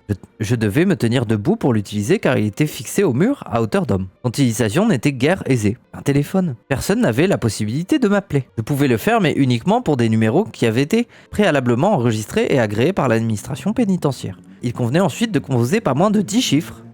Il convenait ensuite de composer pas moins de 10 chiffres qui constituaient autant de codes nécessaires pour obtenir la ligne permettant enfin d'atteindre le correspondant désiré. Et ça s'appelle un numéro de téléphone ? Un code de 10 chiffres, c'est un numéro. C'est genre des codes d'extension. C'est un code en plus. Ah, c'est un mot de passe à 10 chiffres en plus du numéro, genre. Comme dans les centres d'appel. Ok. J'ai eu d'abord quelques difficultés à comprendre comment on éteignait le plafonnier. J'ai craint de confondre l'interrupteur avec l'appel d'urgence des surveillants. Je ne souhaitais pas débuter ma première nuit en déclenchant une alerte suivie d'une polémique médiatique assurée. Ah, ça aurait été incroyable. Sarkozy, pensant éteindre la lumière, déclenche l'alarme de la prison. Ah, la première journée de fou. La journée avait été riche en émotions. Je commençais à subir le poids de la fatigue. J'avais l'impression d'avoir vécu 10 ans en 24 heures. Non mais dose, cela avait été interminable. Le mec, il a la télé, il regarde le foot. Je fermais les yeux et m'endormis malgré le vacarme qui n'avait pas cessé. La prison est plus sonore la nuit que le jour. Mon voisin de cellule passait une partie de son temps à chanter le roi lion et l'autre à s'acharner avec sa cuillère contre les barreaux de sa cellule, déclenchant un bruit assourdissant. Et je pense que c'est parce qu'ils savent qu'il est à côté. Je lui étais reconnaissant d'avoir arrêté ses activités à cette heure aussi avancée de la nuit. Je ne tardais pas à sombrer dans un sommeil agité. Les bruits de l'extérieur arrivaient dans ma cellule par vagues successives et continues. Cela s'apaisait puis enflait à nouveau. Cris, hurlements, insultes, menaces. J'avais le choix. La fatigue fut cependant la plus forte. Je ne compris qu'au petit matin qu'il n'y avait pas aux fenêtres ni rideaux, ni volets, ni stores, pas le plus petit obstruateur de lumière. Me coucher avec le soleil, me lever avec lui, serait mon nouveau rythme de vie. Je m'éveillais un peu avant 7 heures. Au matin de ma première nuit en prison, je n'avais pas si mal dormi. Mes forces s'étaient reconstituées. Mon quotidien pouvait débuter. Faut-il que je sois un homme d'habitude pour me réveiller en prison à la même heure qu'à mon domicile? Je souriais intérieurement de cette régularité quasi militaire de mon organisme. Il est heureux. Regardez, il est heureux en prison. Ça lui fixe un cadre. Il a même réussi à dormir. Après, c'est drôle quand même. C'est de se dire, il a vraiment été gêné par les cris, par les insultes. Hein. Ça l'a vraiment travaillé. Regardez, le pauvre, il a fait une prière. Il a fait sa rencontre avec Dieu. Il a eu du mal à dormir. La vie en prison était très cadrée. Le matin, j'avais le droit à 1 heure avec mes avocats. L'après-midi, 50 minutes avec ma famille. 3 fois par semaine, parfois 4 lorsque l'administration l'autorise. J'ai vraiment l'impression que c'est un traitement de faveur, ça.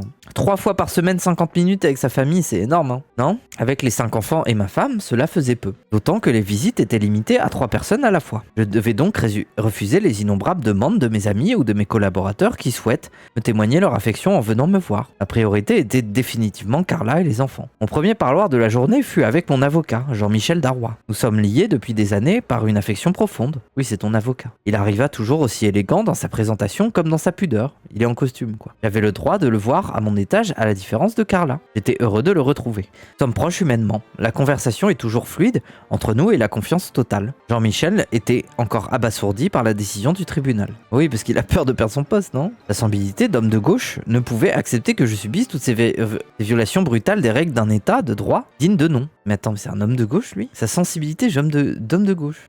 Ok.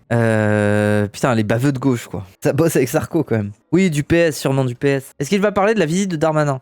Ouais, je pense qu'il va parler de tout, hein. Les incohérences d'un jugement dont le raisonnement aurait dû conduire à la reconnaissance de mon innocence, et non au prononcé d'une peine aussi lourde. 3 semaines de prison. Le prononcé de l'exécution provisoire, alors qu'elle n'avait pas été requise par le parquet national financier. Que rien ne pouvait la justifier, et qu'elle bafouait mon droit à un recours effectif. La détention provisoire, qui était d'autant plus choquante que j'avais répondu scrupuleusement aux innombrables convocations judiciaires de ces 13 dernières années. Oh, bébou! Il est venu aux convocations. Putain, il aurait dû être innocent. Il est venu aux convocations. Il m'étreignit à son arrivée, je le sentais très ému. Il évitait de trop parler pour ne pas sombrer lui aussi. Puis nous nous sommes assis face à face. Nous passâmes 1 heure à échanger davantage sur la vie, les sentiments, nos familles ou même sur mon destin, qu'il trouvait romanesque. Toi aussi, visiblement. Je n'avais pas vu le temps passer, j'étais triste de son départ. Je ressentais physiquement la différence qu'il existait désormais entre les autres et moi. Il pouvait quitter la prison, moi non. Oui, c'est le principe. Je finirais par m'habituer, mais pour le moment, c'était à chaque fois un choc que je devais dissimuler de mon mieux. La journée s'écoulait avec une monotone tranquillité quand je fus prévenu que j'avais été menacé de mort par 3 codétenus lors de ma première nuit. Mais c'est pas des codétenus. Ah, peut-être 3 codétenus dans la même truc. Une vidéo diffusée par des prisonniers en direct de leur cellule appelait très explicitement à venger Kadhafi sans délai. Les policiers n'avaient pas dormi de la nuit. Mais pourquoi ils ont aussi peur? C'est pas prison break. Enfin, ils peuvent pas quitter leur cellule comme ils veulent. Ça me fait rire. Non mais attendez, je croyais que les prisonniers qui déjà peuvent pas sortir vont tenter le coup juste pour s'en prendre à Sarkozy. Mais faut être... Bref. L'administration se montra diligente puisque les 3 auteurs furent identifié en 24 heures. C'était déjà cela. Le pédigré du suspect... Putain, mais il arrive en prison et il allonge les peines des gens. C'était déjà cela. Le pédigré du suspect principal faisait froid dans le dos. L'individu de 27 ans avait été déjà condamné à 13 années de prison pour extorsion de fonds et coups et blessures sur une personne en raison de son orientation sexuelle. Charmant personnage. Les complices n'étaient guère plus recommandables. Je me demandais vraiment où j'étais tombé et comment m'extraire de ce cauchemar. Après, il est drôle, hein. Parle de en raison de son orientation sexuelle. Rappelle la manif pour Sousse et les aquas intense avec le camp Sarkozy. Bref, sans être paranoïaque, on pouvait espérer un meilleur accueil. J'étais malgré tout rasséréné. Ah, il est chiant avec son putain de mot! Par cette rapide arrestation, mais aussi perplexe quant à l'utilisation de tous ces portables au sein d'une prison si sécurisée. Il est vrai qu'il n'y avait pas moins de 900 détenus entassés dans le bâtiment où résidaient mes agresseurs. Mes agresseurs. Ah putain, pauvre Bouchou. J'étais sans doute l'un des rares ici à ne pas disposer du moindre téléphone portable ni d'ordinateur, alors que je ne mettais en danger personne et que, bien évidemment, je respectais les règles de la prison scrupuleusement. Le directeur est venu m'expliquer la situation. Il m'est apparu embarrassé et je sentais qu'il serait heureux de mon départ le plus tôt possible. Mais c'est un problème! Mais c'est grave, le directeur de la prison, il vient te voir le lendemain de ton incarcération et il te dit « J'espère que tu vas partir ». C'est ça le problème, c'est que le directeur de la prison, il a envie d'être invité dans des petits dîners, lui aussi, il a envie... Le pauvre devait se demander si chaque nuit serait semblable à celle que nous venions de vivre. Cet incident regrettable permit de clore rapidement la polémique naissante sur ma sécurité en prison. Les députés écologistes et la France insoumise exigeaient que je sois considéré comme un détenu ordinaire. Leur conception d'une égalité caricaturale autant que sectaire était offensée à l'idée que je puisse recevoir un traitement particulier. Le débat avait enflé à l'occasion de déclarations du garde des Sceaux qui souhaitait me rendre visite pour s'assurer des conditions de ma sécurité, donc Darmanin. Louable intention. La preuve venait spectaculairement d'être apportée, alors que ce n'était sans doute pas une initiative superflue. Les parlementaires sourcilleux omettaient de rappeler qu'ils avaient eux-mêmes rendu visite à plus de 10 reprises en prison à Georges Ibrahim Abdallah, terroriste d'extrême gauche condamné pour l'assassinat de 2 diplomates américains israéliens. Tu te compares à Georges Ibrahim Abdallah là? Vraiment? Mais un peu de décence. C'est grave. Parce qu'on rappelle Georges Ibrahim Abdallah qui a purgé sa peine et qui a ensuite... je me souviens plus combien de temps ils l'ont laissé en prison. Parce qu'en fait, le scandale de Georges Ibrahim Abdallah, c'est surtout qu'après avoir purgé sa peine, ils l'ont laissé, il était libérable à partir de 1999 et il a été libéré en 2024. Il a passé 25 ans en prison alors qu'il devait être libéré. Et tu te compares à lui. Bon, désolé, ça me choque ça, j'avoue que ça me choque. Visiblement, cet individu et moi n'étions pas des détenus ordinaires. Putain, mais va te faire enculer. Mais pas pour les mêmes raisons. J'avais la faiblesse de penser que les miennes étaient meilleures. Wesh. Pour la deuxième visite de Carla, on nous avait changé de parloir. N'était pas idéal, mais au moins il y avait une fenêtre plus lumineuse. Mais le mec se plaint alors qu'il y a une fenêtre maintenant. Curieusement, ce jour-là, nous avons ri ensemble. Curieusement. Nous demandions si nous étions filmés ou écoutés à notre insu. De temps en temps, nous faisions des messes basses pour nous dire des futilités en nous moquant de ce possible espionnage judiciaire tellement inutile. Comme si 25 ans après les faits qui m'étaient reprochés à tort, nous avions quelque chose à cacher, à dissimuler ou à soustraire à la justice ou aux enquêteurs. Mais il y a que ça, des trucs à... Ah, là, Paul Bismuth, Les derniers ne pouvaient pas se résoudre à l'idée qu'ils avaient que s'ils n'avaient rien trouvé après 10 années d'investigations multiples, c'est tout simplement parce qu'il n'y avait rien à trouver dans ma campagne de 2007. Non, il n'y avait rien à trouver.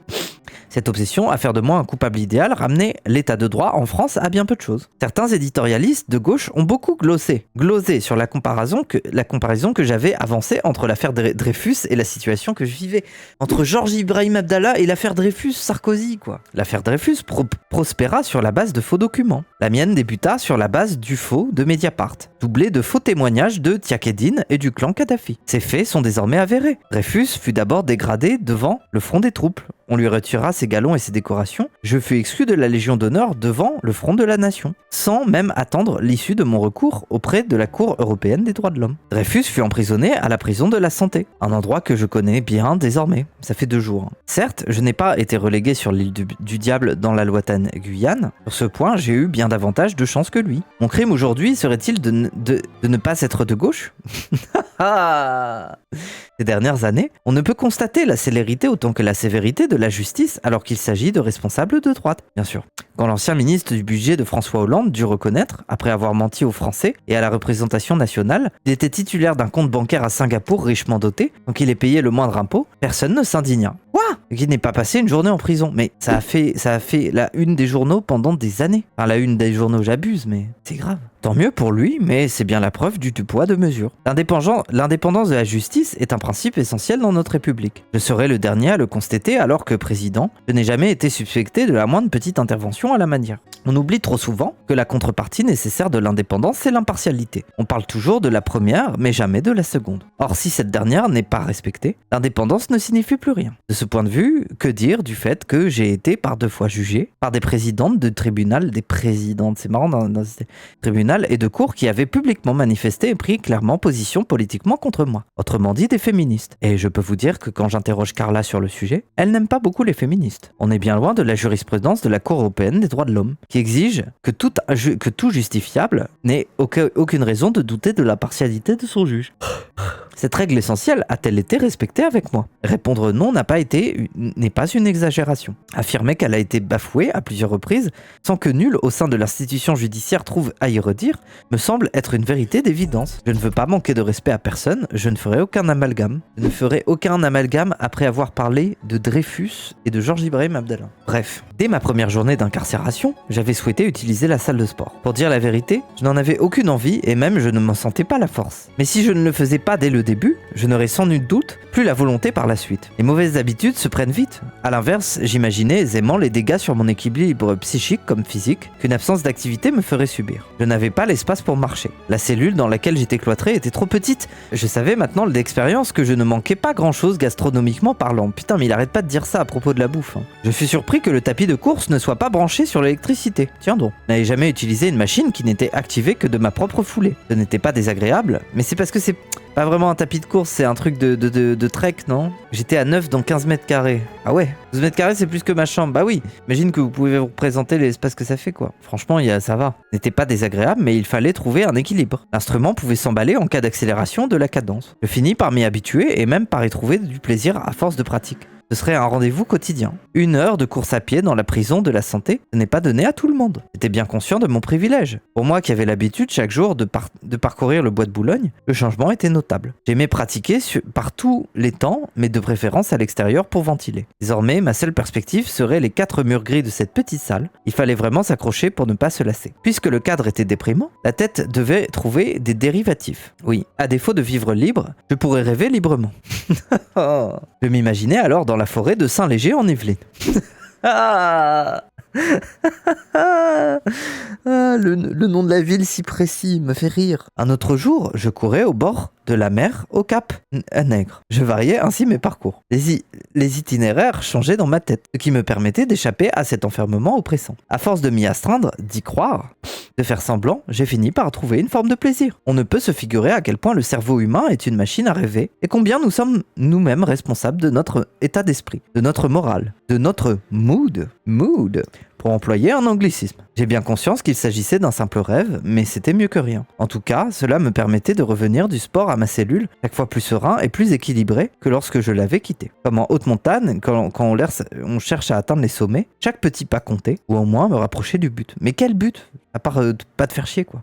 Les surveillants partageaient avec Carla la préoccupation que je ne me nourrisse pas assez. Ma santé physique et mentale était leur plus grande inquiétude. J'avais parfois l'impression d'être devenu un enfant qui n'avait pas fini son assiette. Leur chef, un Martiniquais, à la fois sympathique, attentionné et rigide, essayait de me raisonner. Pourquoi le dire ? Pourquoi un Martiniquais ? Bref. Avec votre pratique du sport, président, vous ne pouvez pas vous nourrir que de laitage. Je n'y pouvais rien, mais la vision de ces petites barquettes en plastique qui sentaient si fort me soulevait le cœur. Et que dire de la barquette molle et humide qui était proposée chaque jour au moment du déjeuner. Ne voulant pas gâcher cette nourriture en la jetant, je préférais la refuser. Mais du coup tu la gâches, tu crois qu'ils vont pas la jeter ? On ne pourra pas dire que mon alimentation fut très équilibrée ou saine durant mon séjour à la santé. Mais c'est grave, mais pourquoi il mange pas ? Pourquoi il fait un caprice genre ? Il veut trop se faire plaindre. Mange-la ta barquette. Non mais à mon avis, au niveau de la bouffe, ça doit pas être si différent d'un resto Crous, non ? Enfin, j'imagine c'est pas ouf. Mais t'as un petit riz en sauce, pas très salé, bon tu le bouffes quoi. C'est vraiment dégueu, la vérité, faut vraiment avoir faim. Ah mais bon quand même. J'ai été touché tout particulièrement par la gentillesse, la délicatesse et le respect du personnel pénitentiaire à mon endroit, tout au long de mon incarcération. Chacun s'adressait à moi en utilisant le titre de président. Il frappait toujours à la porte avant de pénétrer dans ma cellule. Il cherchait le contact, l'échange, la conversation. Beaucoup étaient jeunes, voire très jeunes. Bah tu m'étonnes après, c'est un événement quand même d'avoir Sarko. Pourtant, leur calme et leur maîtrise apportaient une certaine paix dans cet espace clos où la violence était omniprésente. Je ne les ai jamais vus perdre leur sang-froid ou leur nerf, spécialement face à des détenus à bout. Un jour, l'un de mes voisins avait frappé un long moment contre la porte de la cellule car son parloir avait quelques minutes de retard. Le bruit était oppressant et résonnait dans tout le couloir. Le jeune surveillant me fit cette remarque fataliste. « C'est un détenu impatient. » Mon flegme m'impressionna. Waouh, putain, il est vraiment malin ce surveillant. Son flegme m'impressionna. Je n'en aurais sans doute pas été capable.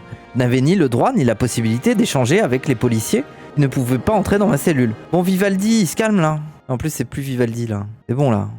Je n'avais ni le droit ni la possibilité d'échanger avec les policiers qui ne pouvaient pas entrer dans ma cellule. Ah ok, donc il n'a pas pu parler aux flics. Ok. J'étais donc content de cette proximité familière avec mes surveillants. Cela contribuait à humaniser la prison. Beaucoup, originaires d'outre-mer, 2 fois qu'il le dit, attendaient patiemment de pouvoir revenir dans leur territoire d'origine pour y exercer leur métier. Leur jeune âge les contraignait à demeurer en région parisienne avant de pouvoir postuler à un poste équivalent. Les places étant rares, il leur fallait acquérir une ancienneté minimum. Le premier vendredi de ma détention s'avéra sinistre car nous avions utilisé tous les droits de visite. Ni Carla ni les enfants ne furent autorisés à venir me voir. Je demeurais seul, comme si mes avocats, Jacqueline Lafont et le si constant Christophe Ingrin, firent de leur mieux pour combler le désert affectif du jour. J'appelais Carla dès le matin pour m'enquérir de son morale. Je ne peux pas venir avant demain après-midi. C'est une horreur. Je pensais exactement la même chose, mais comme nous n'y pouvons rien, il nous fallait nous y résigner. Je sentais cependant la rage monter en moi comme un volcan en éruption. Pourquoi fallait-il imposer toutes ces cruautés et ces vexations à ma famille? Je voyais les miens souffrir inutilement. Cela me rendait fou de colère et de douleur. Tenter de m'abattre aussi injustement ne suffisait-il pas? Il fallait de surcroît blesser ma famille. Ça fait 3 jours! Au bout du 3e jour, tu n'as pas le droit à des visites? Tu vas t'en remettre? C'est grave, quoi. Ah, nous avions décidé d'envoyer Gilia avec des amis à l'étranger pour l'éloigner quelque peu du chaudron. Son jeune âge la rendait plus vulnérable, malgré sa maturité et sa force qui m'impressionnaient. Je lui téléphonais alors qu'elle était à ma bride. Sa voix vibrait d'émotion de m'entendre pour la première fois depuis la prison. À mon retour, je veux revenir te voir, papa. Je suis forte. Laisse-moi être à tes côtés. J'ai besoin d'être avec toi. J'étais tout à la fois bouleversé et hésitant. Je voulais la protéger, mais refuser sa venue aurait été la considérer comme une enfant fragile. Alors même qu'elle se voyait déjà comme une jeune adolescente, je me résolus à lui dire oui. Il y avait bien davantage à apprendre en faisant face à la situation plutôt qu'en essayant de trouver des chemins d'évitement, qui en réalité n'éviteraient rien, et ne protégeraient de rien. Après avoir raccroché, elle appela sa mère pour lui dire fièrement « Papa m'a appelé, il va très bien, surtout ne t'inquiète pas ». Carla et moi en avions les larmes aux yeux. Elle produisait à sa mère le discours que celle-ci lui tenait chaque jour pour la protéger. Chaque jour, un immense bouquet de fleurs arrivait à la maison avec une carte signée Edmond Dantès. Nous cherchions avec Carla à trouver le commanditaire doté d'un tel humour. Nous échauffedions les hypothèses. C'était devenu un jeu entre nous. Je n'ai su qu'à ma sortie de prison, il s'agissait de l'initiative de l'un de mes plus proches amis, Michael Fribourg. J'aimais cette intention et cette référence car le comte de Monte Cristo, que j'avais apporté en prison, délivre un double message. Ah ouais, il est vraiment en train de bander. Hein. Bref. La renaissance, bien sûr, mais aussi la vengeance. Et il n'oublie rien. Il retrouve chacun de ses dénonciateurs et leur accorde le châtiment qu'ils méritent. Non mais, tu as envie d'aller trouver des juges d'instruction pour les tuer, c'est ça, Sarko? Il va se venger, il a dit. On parle de beaucoup de la première, moins de la seconde. La Renaissance, je l'aurai. Cela ne fait aucun doute dans mon esprit. Les faussaires, les comploteurs, les menteurs ne peuvent pas gagner sur le long terme. Oui, c'est tout le problème. Et c'est pour ça que tu es en prison, Sarko. Les faussaires, les comploteurs et les menteurs ne peuvent pas gagner sur le long terme? Oui. La vengeance, je l'ai déjà dit, ne m'est pas naturelle. Je n'aime pas ce sentiment, et je n'ai pas envie de me rabaisser avec l'idée de faire du mal à ceux qui m'en ont tant fait. Mais je sais qu'il va me falloir reconsidérer une partie de mes convictions. Non pour moi, mais pour tous ceux, innombrables, qui encourent le risque de l'injustice. Le combat que je mène est beaucoup plus large que celui qui serait réduit à ma seule personne. Tous ceux qui exercent des responsabilités ou prennent des initiatives craignent désormais de se retrouver en danger à tout moment dans les règles, tant les règles peuvent être bafouées et les limites du bon sens dépassées jour après jour. Là, il parle des personnels politiques et des patrons. Il existe en France, dans nombre de milieux, une minorité d'autant plus agissante qu'elle est peu nombreuse, qui poursuit un combat idéologique contre les politiques, contre la droite et contre moi, qui en suis le symbole. Oui, vraiment, tu es le symbole. Il faut éviter à tout prix ce qui pourrait devenir une véritable guerre des pouvoirs et qui peut se déclencher à tout moment. Les élus du peuple ne se sont jamais sentis aussi fragilisés, aussi menacés, aussi impuissants, alors même qu'ils sont les représentants de la souveraineté populaire. Bon, ok, bon, allez, ça me saoule, on avance. Le ouin-ouin, c'est bien 2 secondes. La prison, ça le rend anti-justice et vengeur au lieu d'être anti-carcéral, ça me fume. Bah oui. Non, mais la gannerie, il a dit que fallait pas.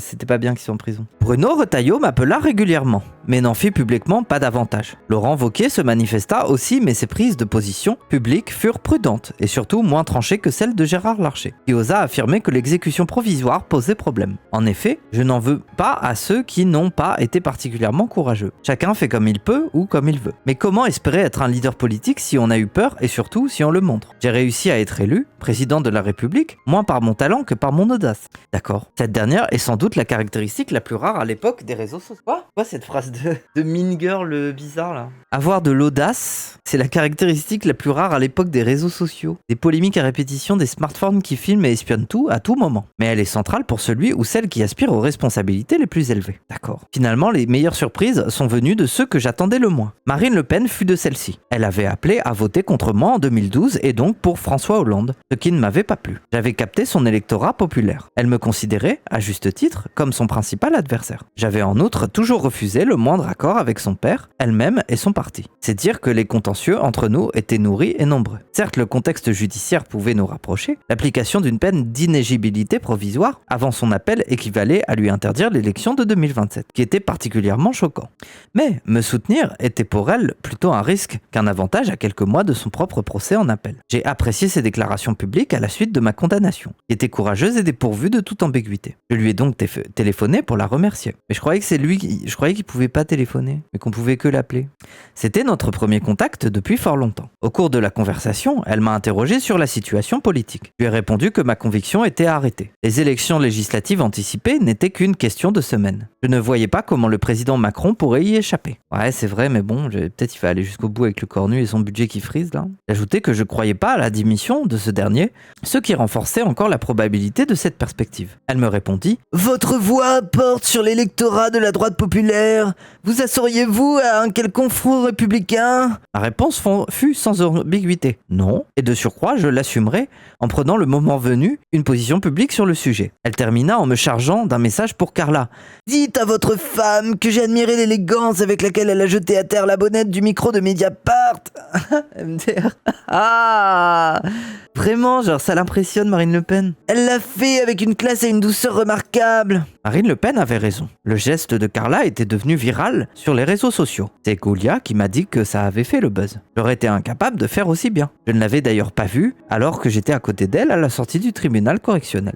Une petite initiative pouvait avoir un retentissement national. Carla démontra qu'il était possible d'être cinglant sans être violent. Ce fut une leçon utile pour moi. Ce que l'on assume d'appeler le bloc central fut particulièrement silencieux, du moins dans son expression publique. Je reçus beaucoup de lettres et d'appels, mais la quasi-totalité restait dans le domaine privé, s'abstenant de toute prise de position officielle. On n'est jamais trop prudent, la gauche fut sans surprise. Sourcilleuse, elle foulait aux pieds, à l'extrême comme il s'agissait des droits de ses amis. Elle foulait aux pieds ses convictions lorsque les miens étaient en cause. C'est toujours fascinant de voir la méchanceté débridée, surtout lorsqu'elle est gratuite, puisque je n'étais plus un compétiteur. J'étais en prison, je ne pouvais donc pas répondre. Cela n'empêcha pas Ségolène Royal d'affirmer sans rire qu'elle avait perdu l'élection de 2007 à cause de l'argent de Kadhafi. Ah oui, ça c'était vraiment ridicule, je sais pas si vous vous en souvenez. Vraiment, j'ai rien à sauver. Ségolène Royal, Parco, j'ai marqué Sacro. C'était ça, non? Mais ce que je voudrais dire, puisque vous évoquez de 2007, c'est vrai que du coup, il y a eu tricherie pendant cette campagne présidentielle. Il y a eu tricherie financière. Tout le monde a vu les inégalités de moyens déployés pendant... Après, c'était vrai, hein, l'inégalité de moyens, elle était flagrante. En fait, c'est ça qui a mis sur la piste les enquêteurs, quoi. C'est de se dire, mais attends, le mec, il est presque... Il a pas dépassé son plancher de financement, et pourtant, il fait des meetings énormes avec écran géant, avec musique composée sur mesure. Et finalement, quand on regarde les choses, la meilleure sanction, ça aurait été quoi? Si ça avait été théoriquement possible, ça aurait été l'inversion des résultats. Vous auriez dû être élu a posteriori. Voilà, l'inversion des résultats, c'est... Ah putain, même eux, ils baissent les yeux en mode ah oui, c'est la folle du bus. Hein. C'est vraiment la folle du bus, hein, c'est grave. Hein. On s'en fout, retourne dans ton trou là. François Hollande, drapé dans sa dignité, rappelait qu'il ne fallait jamais critiquer une décision de justice. Oubliant que, dans un échange filmé en 2010, il interrogeait son ami Edoui Plenel, on a les relations que l'on mérite, en lui demandant à mon sujet « Alors, tu n'as pas encore arrêté le délinquant ?» Ce à quoi Edoui... Putain, mais c'est mon rêve, je peux faire 30 000 imitations, je suis trop heureuse. Ah. Alors, il n'a pas arrêté le délinquant. C'est à quoi Edoui Plenel répondait qu'il faisait son travail. En termes de république impartiale, on a fait mieux. Je fus à l'inverse surpris du courage et de l'intelligence de deux personnalités, pourtant peu réputées pour être mes amis. Jean-Michel Apathy prit ma défense au nom des principes. Jean-Michel Apathy prit ma défense au nom de ses principes et de ses convictions. Il considéra que la loi avait été doublement violée. D'abord par un jugement incohérent dans son raisonnement comme dans ses décisions. Ensuite par une sentence d'incarcération provisoire qui ne respectait aucun des caractères requis. Il réitéra ses prises de position à plusieurs reprises avec beaucoup de finesse et une réelle bravoure. De surcroît, il n'hésita pas à aller le faire en milieu hostile dans l'émission Quotidien. Mais il est employé par Quotidien! Il travaille à Quotidien. Il n'est pas en milieu hostile. Il a prévu le coup. En fait, il en a parlé. Réunion de... Putain, ça m'énerve. Bref, j'ai découvert en lui un homme de médias doté d'une colonne vertébrale. J'ai beaucoup... Alors, Jean-Michel Apathy, justement, c'est là où il est étonnant, c'est à quel point il n'en a pas. C'est très, très fluctuant. J'ai beaucoup de désaccords avec lui, mais cela ne m'a pas empêché d'admirer son ouvrage. Le second était Franz-Olivier Gisbert, alias Fogg, qui avait pourtant écrit une quantité de livres parfaitement désagréables sur mon action comme sur ma personne. Ses convictions étaient si heurtées par l'attitude des magistrats qui m'avaient jugé que cela déclencha en lui une véritable rage de me défendre, allant jusqu'à dire sur le plateau de Quotidien, à l'animateur principal, « Ah, moi je sais pas le faire, Fogg, par contre. J'ai tenté un truc. Au moment de l'affaire Dreyfus, on voit bien de quel côté vous auriez été. » Mais non, mais c'est les fous du bus. Lequel en resta bouche bée, incapable de formuler une réponse articulée sous le choc à l'attaque à laquelle il n'était visiblement pas préparé. Non, mais c'est surtout qu'il est obligé de fermer sa gueule, en fait. C'est Yann Barthès. Tous ces gens ignoraient que cela signifiait de recevoir des coups. Eux qui avaient tellement l'habitude de les donner en toute impunité. Être le gibier ou le chasseur était loin d'être la même affaire. Fogg fut un défenseur acharné, intelligent et pertinent. Il y eut aussi des déceptions moindres, parce qu'il s'agissait de personnes dont je n'attendais rien ou pas grand-chose, sachant par avance qu'il s'agissait de tempéraments, agréables parfois, intelligents certainement, mais tellement attachés à leur image, que pas un mot sincère ou courageux ne sortit de leur bouche. J'eus rapidement confirmation de ce pronostic qui s'avéra lucide. Mais en fait, je pense que Sarkozy, il a passé toute son incarcération avec BFM TV allumé pour regarder ce que les gens disaient de lui. Il était dans sa cellule et il regardait tout, quoi. Parce qu'il a la télé et je pense qu'il devait l'allumer 24 heures sur 24, non? Tout le monde l'a sucé, il fait le ouin-ouin, bah oui. Cela ne donnait à mes yeux que plus de valeur aux témoignages de milliers et de milliers d'anonymes qui m'écrivaient de façon souvent bouleversante. J'aurais pu tapisser les murs de ma cellule de toutes les cartes postales de paysages magiques qui m'étaient envoyés pour l'enjoliver et l'égayer. Encore un lien avec Georges Ibrahim Abdallah. De cet endroit où ma vue se limitait à une palissade en plastique de 3 mètres de hauteur fixée à une fenêtre à 1 mètre de mes fenêtres, j'appréciais beaucoup plus ses attentions. Beaucoup affirmaient prier pour moi et m'appelaient à la patience, me promettant le retour des jours heureux. Oui, 3 semaines. C'était touchant, sincère et surtout mon témoignage d'un lien humain fort et durable alors que j'avais quitté le pouvoir 13 années plus tôt. La persistance de ce lien affectif et de ce soutien populaire m'était d'un grand secours. Grâce à la famille et à ces Français, grâce à la famille, je me suis jamais senti ou encore moins abandonné. J'avais bien conscience que ce privilège était aussi rare que précieux. Bon, attendez, on skip un petit peu. Je me souviens de ce dimanche si triste à la santé où j'ai pu découvrir le billet de Pascal Praud dans le journal du dimanche. Je pense à lui! Je l'ai lu comme la lettre d'un ami cher qui souffrait à ma place et imaginez ce qu'il adviendrait s'il avait lui-même à affronter une telle épreuve. Les éditos courageux de Laurence Ferrari m'ont beaucoup touché. J'ai été très impressionné par la violence prise de position après ma condamnation du très calme Alexis Brézé, le directeur du Figaro. J'ai honte de la France. Fallait-il que le choc soit violent pour que cet homme sage et pondéré en arrive à ce point d'exaspération? Je pourrais dire la même chose de Vincent Trémollet de Villiers. Les Chinois n'ont pas tort de dire que le poisson pourrit par la tête. Il y a peu de secteurs où le leadership est plus nécessaire que dans la politique. Elle est dans le domaine du vertical, pas à l'horizontal. Un chef, une équipe, un projet, je ne connais rien de plus simple et surtout rien de plus efficace quand on veut accéder aux responsabilités suprêmes. C'est même pas diriger le pays, c'est même pas améliorer la vie des gens, c'est juste accéder aux responsabilités. Je craignais mon premier dimanche à la santé. Ok, donc là, première semaine. Mon fils Jean eut l'idée de demander à l'aumônier de la prison de la Santé s'il pouvait me rendre une visite. Je mentirais en prétendant que je piaffais d'impatience à l'idée de le rencontrer. Mais un rendez-vous dans la journée, c'était mieux que rien. Et puis, j'éprouvais une certaine curiosité. À 9h30, je retrouvais ce serviteur de Dieu dans le parloir du quartier des détenus de l'isolement. Il s'agissait d'un homme de moins de 50 ans à l'allure particulièrement juvénile. Il portait un jean, des mocassins et un haut de clergyman qui indiquait clairement son appartenance à l'église. Sa barbe était soigneusement taillée, je le sentais timide, réservé et d'une grande douceur qui s'exprimait par un large sourire et une voix apaisée. La conversation s'engagea aisément. Il marquait de nombreuses pauses pour bien ajuster chacune de ses paroles. Nous parlâmes de religion, du pape, des églises dans la campagne, au début sans aucune connotation trop intime ou trop personnelle. Je lui étais reconnaissant de faire preuve d'une telle réserve. Je n'aurais pas aimé qu'il soit trop intrusif, alors que nous ne nous connaissons pas. Je dois même admettre que c'est moi qui avais fini par engager la conversation sur des questions plus intimes. Je lui demandais les raisons qui l'avaient amené à exercer son ministère dans un tel endroit. Ah, c'est le prêtre de la prison, c'est l'aumônier. Et il me confia qu'il était un homme des marges. Il les avait toujours aimés et qu'avec la prison, il était servi. Il poursuivit: le mal existe, est ici, et ici, il est très présent. Mais la bonté aussi. Elle existe même dans les personnalités les plus noires. Et chaque fois que je rencontre la bonté, je retrouve le mystère de Dieu. La bonté comme preuve de la présence de Dieu, c'était intéressant. Tiens donc, c'était intéressant. Ce que m'a dit ce prêtre, plutôt intéressant. La vie de ce prêtre était à l'unisson de sa pensée. Il me précisa dire qu'il venait d'un foyer pour personnes sans abri, aux côtés des bénévoles de l'association. L'ensemble faisait ressortir une personnalité originale, attachante et intéressante. Nous demeurâmes ainsi pratiquement 1h30 à échanger. Cette conversation libre nous avait rapprochés. Je commençais même à éprouver une réelle sympathie pour cet homme, dont la bonté irradiait chacune de ses phrases. J'ai fini par lui demander s'il célébrait la messe en prison. J'appris à cette occasion qu'il n'y avait pas de chapelle à la santé et qu'en conséquence le gymnase faisait office de cathédrale. Ce fut son expression. Le prêtre me confia que parmi la cinquantaine de ses paroissiens, tous ne venaient pas pour des raisons parfaitement chrétiennes. Il s'agissait pour certains d'une opportunité de sortie, de rencontre ou même parfois d'échange de cannabis, mais plus rarement de prier. Mais finit-il par ajouter, peu importe, car pour chacun, cela pourrait être une occasion de se rencontrer Dieu.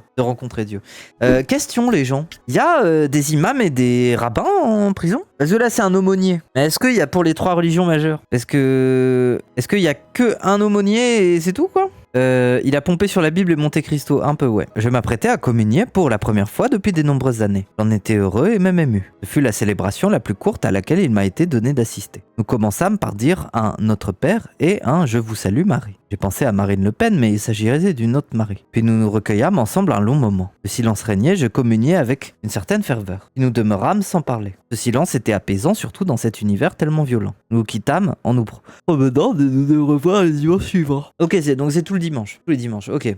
Ah oui, d'accord. Ah mais oui, c'est pas un aumônier qui est tout le temps là. Oui, il y a des aumôniers juifs et musulmans. Ok, ils viennent tous les dimanches et tu peux les voir quoi. Ok, j'ai capté. Carla et Jean furent heureux quand je leur racontais cette rencontre spirituelle inattendue. Était-ce le signe que j'attendais? Je l'ignore, mais cela me permit de passer ce dimanche de solitude annoncé avec une grande tranquillité d'âme. Ça fait une semaine, hein. En soi, c'était déjà une victoire inattendue et heureuse. Certains pourront ironiser sur cette forme de convoitise subie. Ils l'interpréteront sans doute comme un signe de faiblesse, au mieux passagère. Peu m'importe puisque ce sont les sentiments que j'ai profondément ressentis. Je me suis engagé sur la vérité de ce récit. Cette partie de mon témoignage y participe. J'ajoute qu'avant de juger, chacun devrait prendre le temps de réfléchir à l'enfermement, au face-à-face avec soi-même qu'il impose, à la disponibilité d'esprit qu'il autorise et qui permet de recevoir de nouvelles émotions. La prison fut pour moi une épreuve que j'ai essayé de rendre la plus productive possible. On a coutume de dire que l'on apprend à tout âge. C'est vrai car j'ai beaucoup appris à la santé, sur les autres comme sur moi-même. Après j'ai envie d'être empathique parce que je veux bien croire que rien qu'une semaine en prison ça te rend fou, mais c'est Sarko donc il nique sa mère.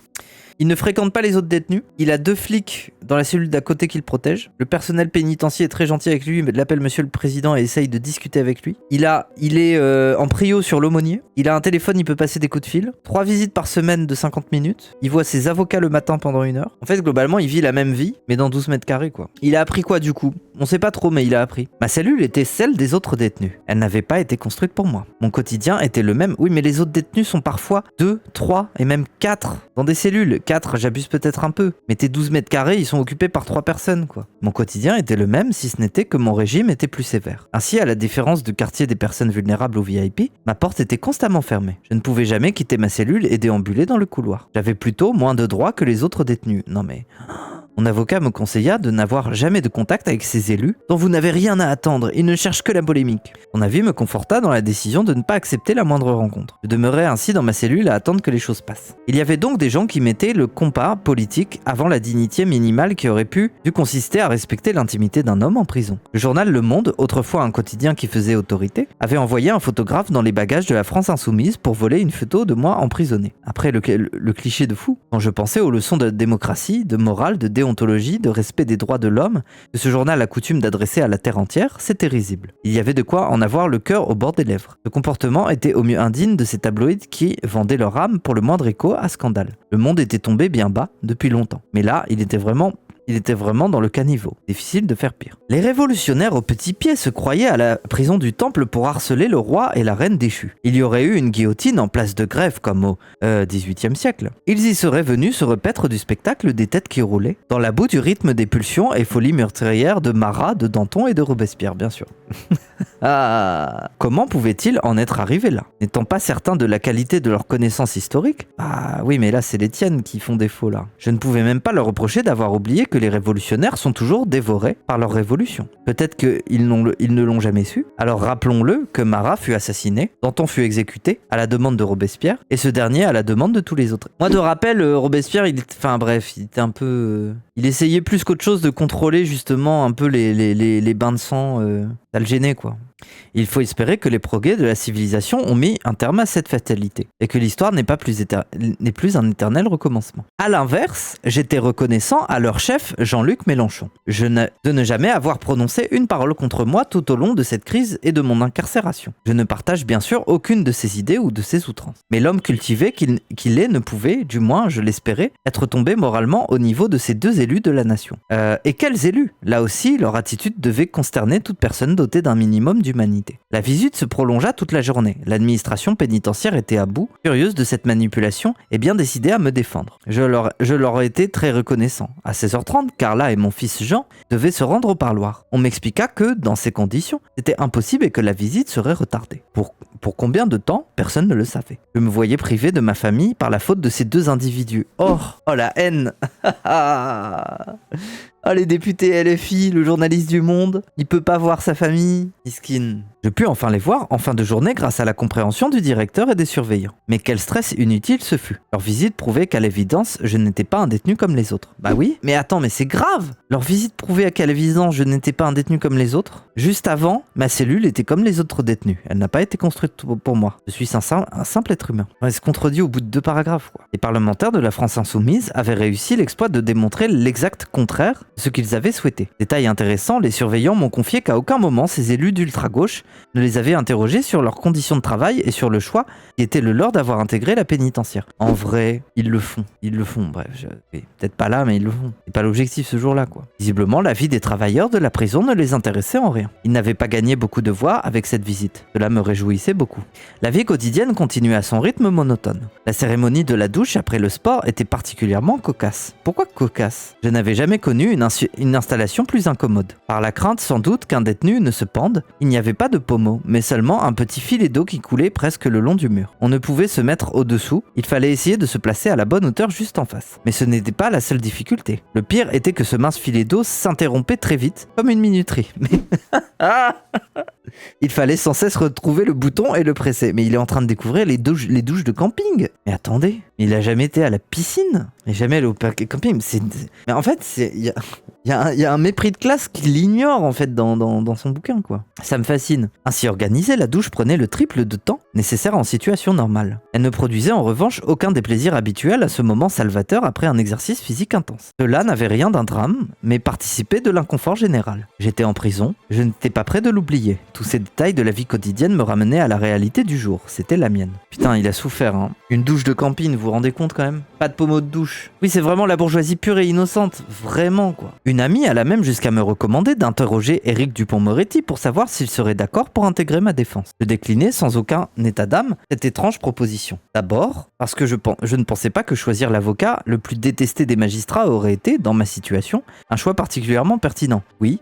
Ensuite, parce que j'ai toujours trouvé sa personnalité sans finesse. Et je ne souhaitais en aucun cas utiliser ce qu'on appelle parfois les défenseurs de rupture. Ah ouais, il le met dans les défenses de rupture Je voulais le droit et rien que le droit. J'aspirais à ce que l'on m'applique, celui dans sa rigueur, sans que je sois considéré ni au-dessus ni en dessous des lois. Enfin, ce bretteur n'avait rien trouvé de mieux que de m'attaquer violemment au moment où le tribunal décidait de me jeter en prison, me reprochant d'adopter un système de défense à la Trump. Un comble venant d'un homme connu par ses outrances. Après, regardez, système de défense à la Trump, innocence totale clamée, soutien populaire en mode regardez les vagues de soutien, le peuple français même. On insiste sur la famille, et moi je pense même que la mise en scène successive de certains membres de la famille, de Carla et tout ça, c'est vraiment pour, vous savez, pour transmettre ce truc de regardez la famille déchirée, que la justice est en train de faire à cet homme. Oui, casse-toi pauvre con, quoi. Il parle de manquer de finesse, mais bon. Ça me fait rire toujours les phrases en mode nous étions arrivés à l'heure dite avec Carla.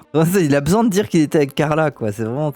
Après, c'est mignon. En fait, dans tout leur mépris de classe, dans tout ce qu'on pense d'eux, je sais pas, il y a un côté un peu mignon avec Carla, je trouve. L'injustice que je ressentais était si forte, la pression si grande que je n'ai pas douté une seconde. La tempête était là. Et pourtant, le temps des tempêtes a été écrit en 2019. Ce n'était pas le moment d'avoir des états d'âme, des scrupules ou même la moindre hésitation. La haine n'a pas de limite, fut la première phrase qui me sortit de la bouche. Ah oui.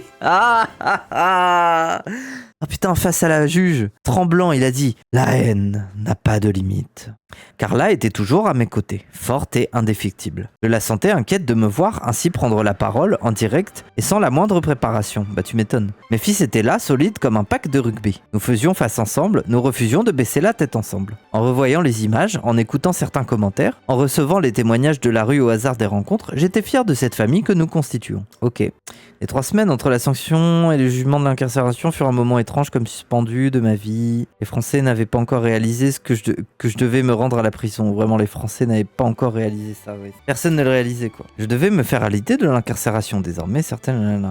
Ah putain, mais j'ai l'impression qu'on relit le début du bouquin. En fait, il a rien à raconter en prison parce qu'il y a passé 3 semaines, quoi. Il a plus de choses à raconter sur son procès et sur le reste. Bref... Ok.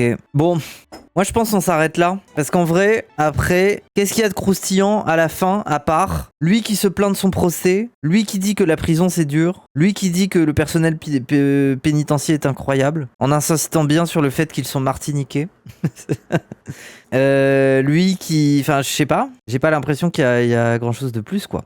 Là, on a lu la moitié du bouquin, les gens. On était page 108 sur 216. Donc bon, ça donne quand même un bon aperçu du bouquin. On a lu la moitié. C'est pas pour raconter des trucs, c'est pour nudger ses soutiens. Bah oui, en fait, j'ai l'impression que ce type de bouquin, c'est vraiment une opération de remerciement pour tous les gens qui l'ont aidé, pour tous ses soutiens. Enfin, je veux dire, c'est ne serait-ce que pour garantir la loyauté de ses avocats, de les sucer sur des paragraphes et des paragraphes et des paragraphes. En même temps, il a dû passer des temps avec ses avocats. Il a dû en passer du temps avec ses avocats, tu vois. Mais c'était pas mal, quoi. C'est rigolo comme truc, non? Je sais pas. Vous en pensez quoi? Après, ça fait peut-être un peu long quand même, la blague, faire l'accent, faire imiter Sarkozy pendant 2 heures. Le livre est tellement incroyable que c'est à peine croyable. Ouais, il est vraiment indécent, quoi. Mais c'est pour ça que je trouvais ça trop drôle de le lire. Envie de savoir la dernière page. Si vous voulez, allons-y. On va à la conclusion. On regarde un petit peu ce qu'il a dit. On va lire les 4-5 dernières pages et puis après c'est bon. Au sortir de la prison, le spectacle fut aussi dantesque qu'à l'arrivée. Des dizaines de caméras, de photographes et de journalistes nous attendaient. Les motards de la police nationale nous ouvrirent le passage. J'étais entré comme un chef d'État. Je partais avec le même statut. Nous traversâmes Paris au rythme de ce cortège officiel. C'était absolument irréel. Je venais de quitter la prison de la Santé comme un délinquant. J'étais en train de traverser Paris à vive allure au sein d'un cortège immense. Les gens m'adressaient des signes amicaux depuis les trottoirs. En arrivant dans mon quartier, le nombre de policiers avait encore augmenté. Les rues étaient barrées, les journalistes étaient omniprésents, les passants étaient agglutinés derrière les barrières métalliques. J'étais heureux et dans le même temps, je commençais à ressentir une grande fatigue. Les enfants étaient à la maison, nous dînâmes tous ensemble. Mon premier véritable repas depuis 3 semaines. Cela faisait tellement de bien de retrouver la vie et les miens. Je parlais assez peu. J'étais comme étourdi par l'air extérieur après ces semaines d'enfermement et d'isolement. Carla me donna le téléphone portable que j'avais laissé en entrant à la Santé. À la minute où il fut activé, il ne cessa de vibrer. C'était mes notifications de Clash of Clans. J'avais laissé mon château pendant 3 semaines et on m'avait envahi plusieurs fois. Je comptais des centaines de messages en attente. Je n'eus le courage de répondre à personne. Je me couchais tôt, j'étais encore plus fatigué qu'en prison. La nuit fut paisible, pas de bruit, pas de cris, pas de menaces. Quel changement d'appréciable. En retrouvant ma Carla, je pouvais de nouveau respirer normalement. Je n'avais plus besoin d'être aux aguets et sur mes gardes. Je pouvais relâcher ma vigilance. Au réveil, je me sentis faible et prêt à renoncer à mon premier jogging en plein air. J'étais d'autant plus... Putain, mais... oui, c'est bon, oui. Bon, calme-toi, quoi. J'étais d'autant plus enclin à cela qu'il n'y avait pas encore une bonne vingtaine de journalistes en bas de notre impasse. Je n'avais nulle envie de les affronter. Finalement, la bonne ou la mauvaise conscience me poussa à ne pas m'écouter. Je m'échappais donc de la maison par l'arrière de l'immeuble pour éviter les photographes. Je partis en direction du bois de Boulogne. Au fur et à mesure que les minutes s'égrenaient, je me sentis de mieux en mieux. Après ces séances de sport enfermées, je n'en revenais pas du bonheur d'être en forêt, en plein air. Sortir le vent sur ma peau, c'est la liberté qui revenait. Les passants me saluaient, m'encourageaient et me disaient leur bonheur de me voir libre. Cela faisait longtemps que je n'avais pas couru le cœur si léger. Avec Carla, nous partîmes ensuite déjeuner. L'entrée du restaurant était cernée par les caméras et les photographes qui nous avaient suivis. Je ne répondis à aucune de leurs questions. J'étais cependant heureux de pouvoir montrer grâce à leur présence que la prison ne m'avait ni brisé physiquement ni moralement. 3 semaines, on rappelle. Le mec a prié, le mec s'est mis à se confier à Dieu. Bref, le mec s'est imaginé faire du jogging dans sa tête. Il est trop fort. Hein. Les clients nous applaudirent, nous entourèrent m'entourèrent de leur soutien avec une force et une ferveur bouleversantes. La page de la prison était désormais tournée. Je voulais revenir au bureau dès le lendemain. Ma vie reprenait un cours normal. J'étais décidé à ne pas faire à mes ennemis le cadeau d'une seule minute de mon existence. Haïssez-moi, je vis. Enfermez-moi, je vis. Vous ne pourrez jamais rien contre cela. Oui. Tel était le message subliminal que je voulais adresser à mes contempteurs. Et on arrive à la fin. Au final, cette épreuve judiciaire si pénible m'aura ouvert les portes de cet amour dont j'ai été le réceptacle en dépit et grâce aux bourreaux de cette prison. Les bourreaux de cette prison. Je n'ai ressenti aucune humiliation. J'ai puisé au fond de moi une force que j'ignorais, avec la gravité qu'imposait la situation. J'ai compris la chance de pouvoir compter sur Carla comme sur toute ma famille. Avec tous ces témoignages de Français, j'ai senti combien la France est profondément ancrée en moi et combien je lui suis attaché. Avec l'épreuve, j'ai dû réfléchir au bonheur, à sa fugacité et au prix qu'il fallait payer en retour. Les hauts et les bas s'y intimement liés. Mais attendez, avec l'épreuve, j'ai dû réfléchir au bonheur, à sa fugacité et au prix qu'il fallait payer en retour. Et je comprends pas. En fait, il balance entre le « je suis complètement innocent, c'est horrible » et l'idée de payer un prix en retour, de devoir accepter. Désolé, mais bon. Avec ce livre, j'ai dit la vérité de mes sentiments sans les travestir. Je n'ai de compte à régler avec personne si ce n'est avec le mensonge. Celui-ci, je le pourfendrai sans pitié et avec lui ses auteurs. Et il me reste une promesse à tenir. Elle pourra paraître étrange, puérile, impudique, mais je me la suis faite au cœur de la nuit de la santé. Je dois la tenir. Si je sors de cet enfer, j'irai à Lourdes voir les malades et les désespérés. Ok. Je passerai la journée avec eux et je m'immergerai en leur compagnie dans les piscines du sanctuaire. Mais quel intérêt? Ok. D'un coup, il est devenu croyant, quoi.